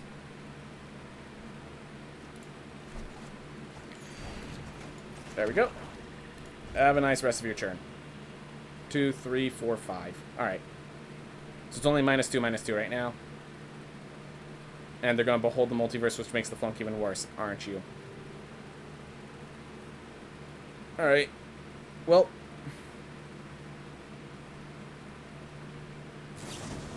Prismari command. Destroy target artifact. Ooh. 3, 4, 5. Alright. 4. If they play the Goldspan Dragon, this actually kills it. The Flunk, it literally does just enough that Flunk will actually kill it. Alright. Demilich. And now we Flunk. Yep, Demilich is a cool card. So we're seeing the Demilich Prismari deck, which is pretty cool. Alright. Any creatures in here? Yes. Let's just play Aura. Next turn I get attack.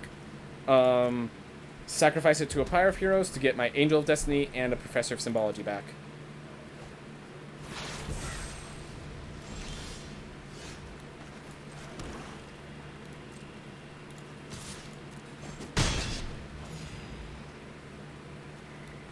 We're going to do this just in case there's like a mystical dispute sort of effect. Alright, unfortunate. Well, by the way, next time they create Demilich, I could Skyclave it, and it does not go into the grave, it goes into exile. So it's even more effective. I don't care about, like, I'm actually going to play this tapped and end turn. Because that, this is now enough to play Valkyrie Harbinger if they tap out to try to play Demilich.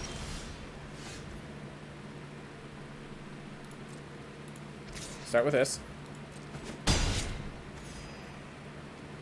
They're leaving all their mana untapped. I am going to Righteous Valkyrie just to force the counterspells. Just to force the counterspells. Alright. Well, no counterspell probably means I win. I was really expecting a counterspell. I am really shocked that there's no counterspell there.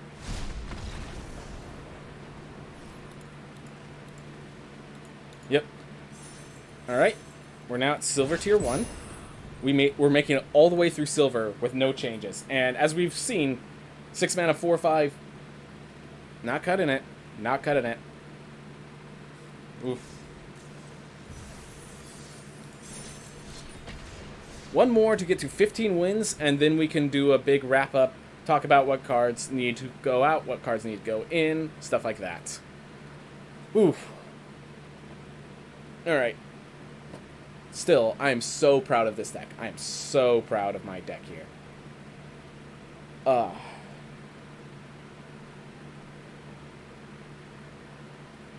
we're seeing a good example of what we have to face.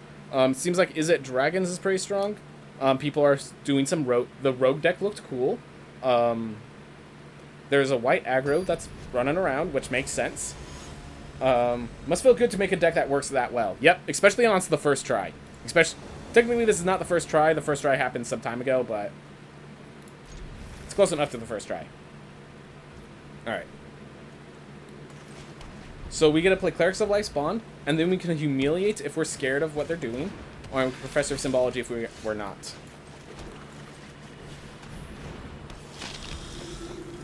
Alright. their ramp deck. Let's just charge their head face. Let's charge into their head first. There we are. Took me 3 tries. They're going to play a lot of cards to ramp for lands, and then we're going to humiliate. That's how this generally works. Yep. I would not block there either.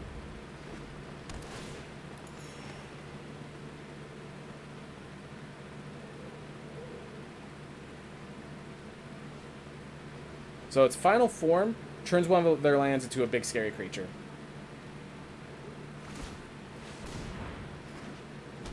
Nice.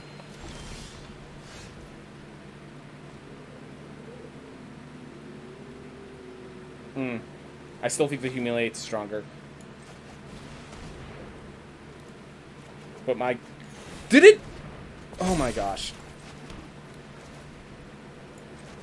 It double tapped my black.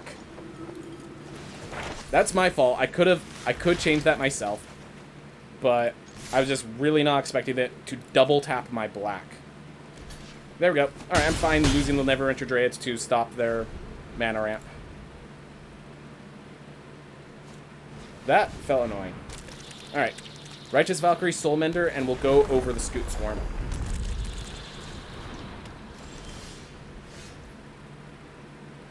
Yep, a little late for the Humiliate, but that's okay.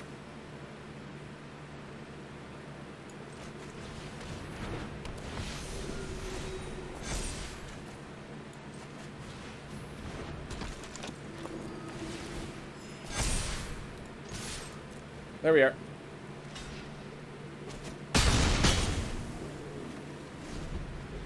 So we're at exact health. They can do some stuff to make me go out of exact health, which is what I would do if I were them. So they're going to do it. No lesson deals with flyers. There are lessons that deal with artifacts and enchantments, but we have none of those in play.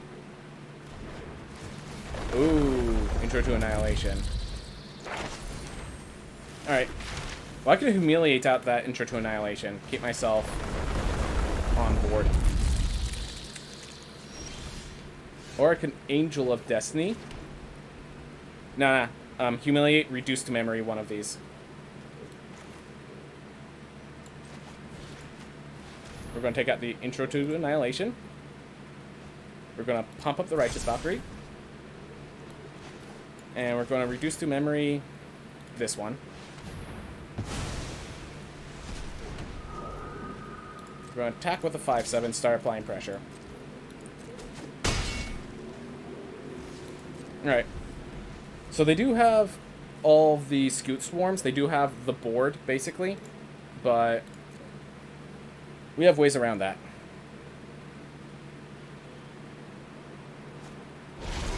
Yep. I'm wondering if they're smart enough to just attack with all here. Nope. That will be costly for them. We'll leave the Malakir Rebirth in case they have a kill for my Righteous Valkyrie.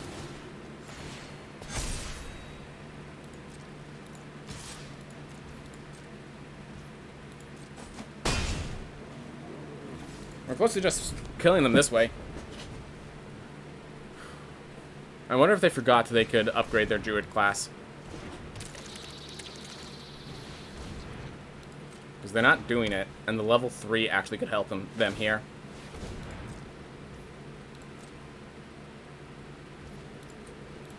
Yep.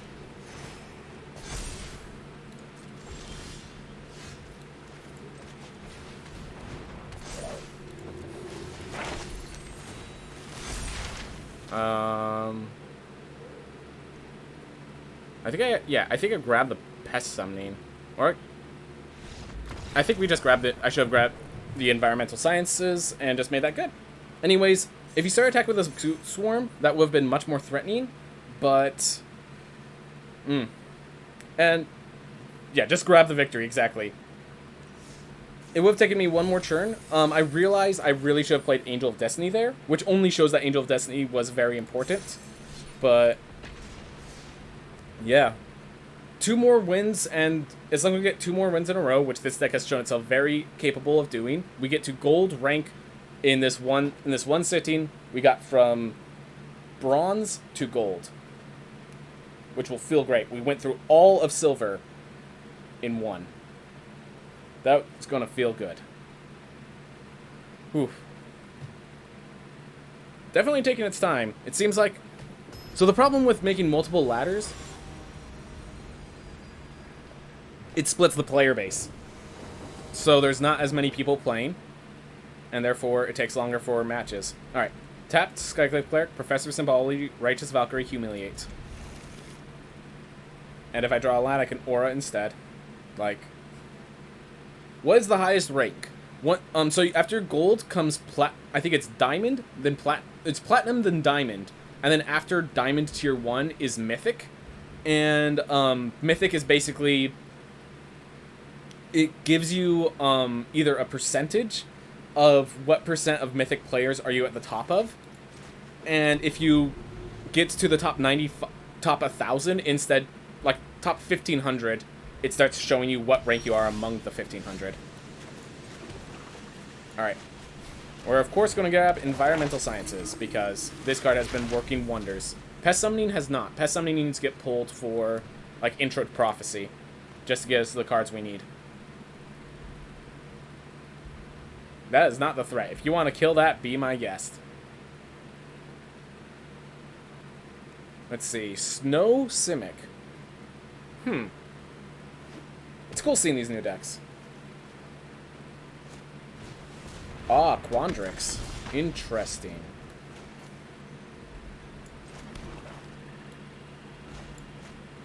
I'm going to attack first. So Quandrix Apprentice is an extremely good card.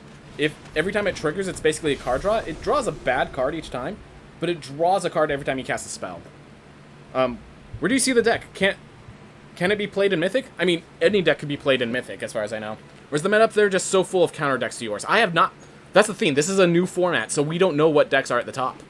So it's entirely possible this deck's perfectly fine. So, to explain Suicune. There was a set that was extremely powerful that's been kind of locking down the format into one direction. And just, yesterday, they released a new set. And, that new set... With the new set release, they added a new format called Ranked 2022. This deck loses in normal Ranked, but Ranked 2022, it does fantastically. So... Alright. Do I just play Aura? If I just play Aura, I can get the Righteous Valkyrie back. Otherwise, I can Cleric. I can Environmental Sciences. Get a Plains. Humiliate. And then I just have a 3-2 versus these two. I can stop card draw. But then they have the Faceless Haven coming in. So... Oof. Tough decisions.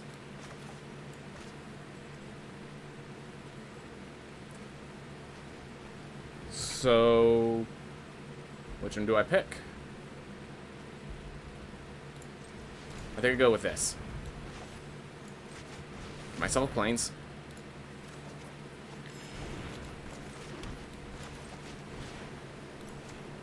Let's see what's in your hand. Alright. Chilling Trap, don't really care about. Quandrix. So if I take out the Chilling Trap, then they don't have any card draw. They have a Wizard, so... Yeah, I actually like that to just prevent their card draw.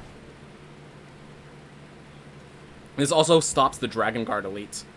That's fantastic. Yep. I'll sit right here. I'm happy where I am. Next turn I could Aura and Cleric class.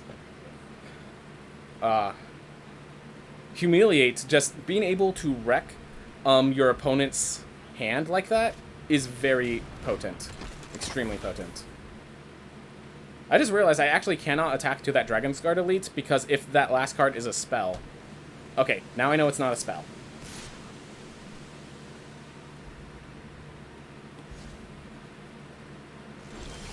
Yep. I'm not bothering with the second Humiliate. Not right now.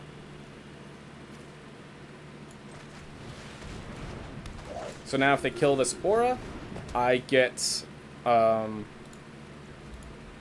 Righteous Valkyrie back, which is what they don't want to happen. So that's really good for me. If I get a land, I could Cleric class to get the buff, Clerics of Life spawned, and swing in with Aura. Gaining the life gain, giving me life. Giving me +1/+1 counters. We do know there's Blizzard Brawls in this guy's deck.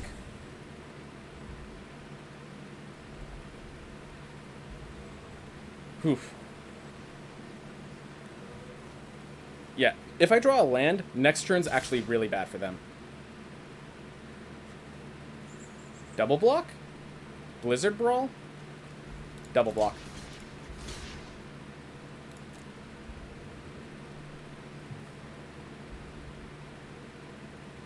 Blizzard Brawl wrecks me. I do recognize that, but there's nothing I can do about that.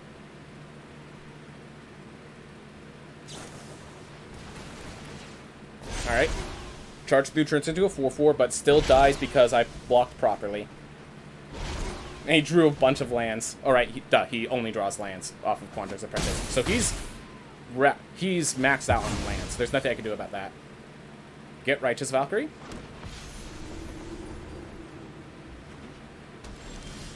So we're going to start with a Humiliate. See what other cards they might have.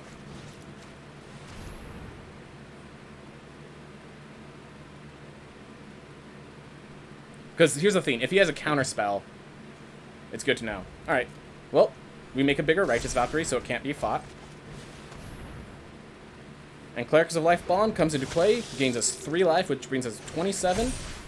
And we're just going to sit so that the Faceless Havens can't get through. Next turn, we have a Flunk open. We can also have the Cleric class. Yep. They just realized where they are. But yeah, they were stuck on lands.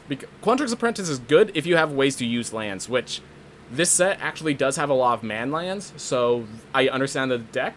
That's actually a really cool idea.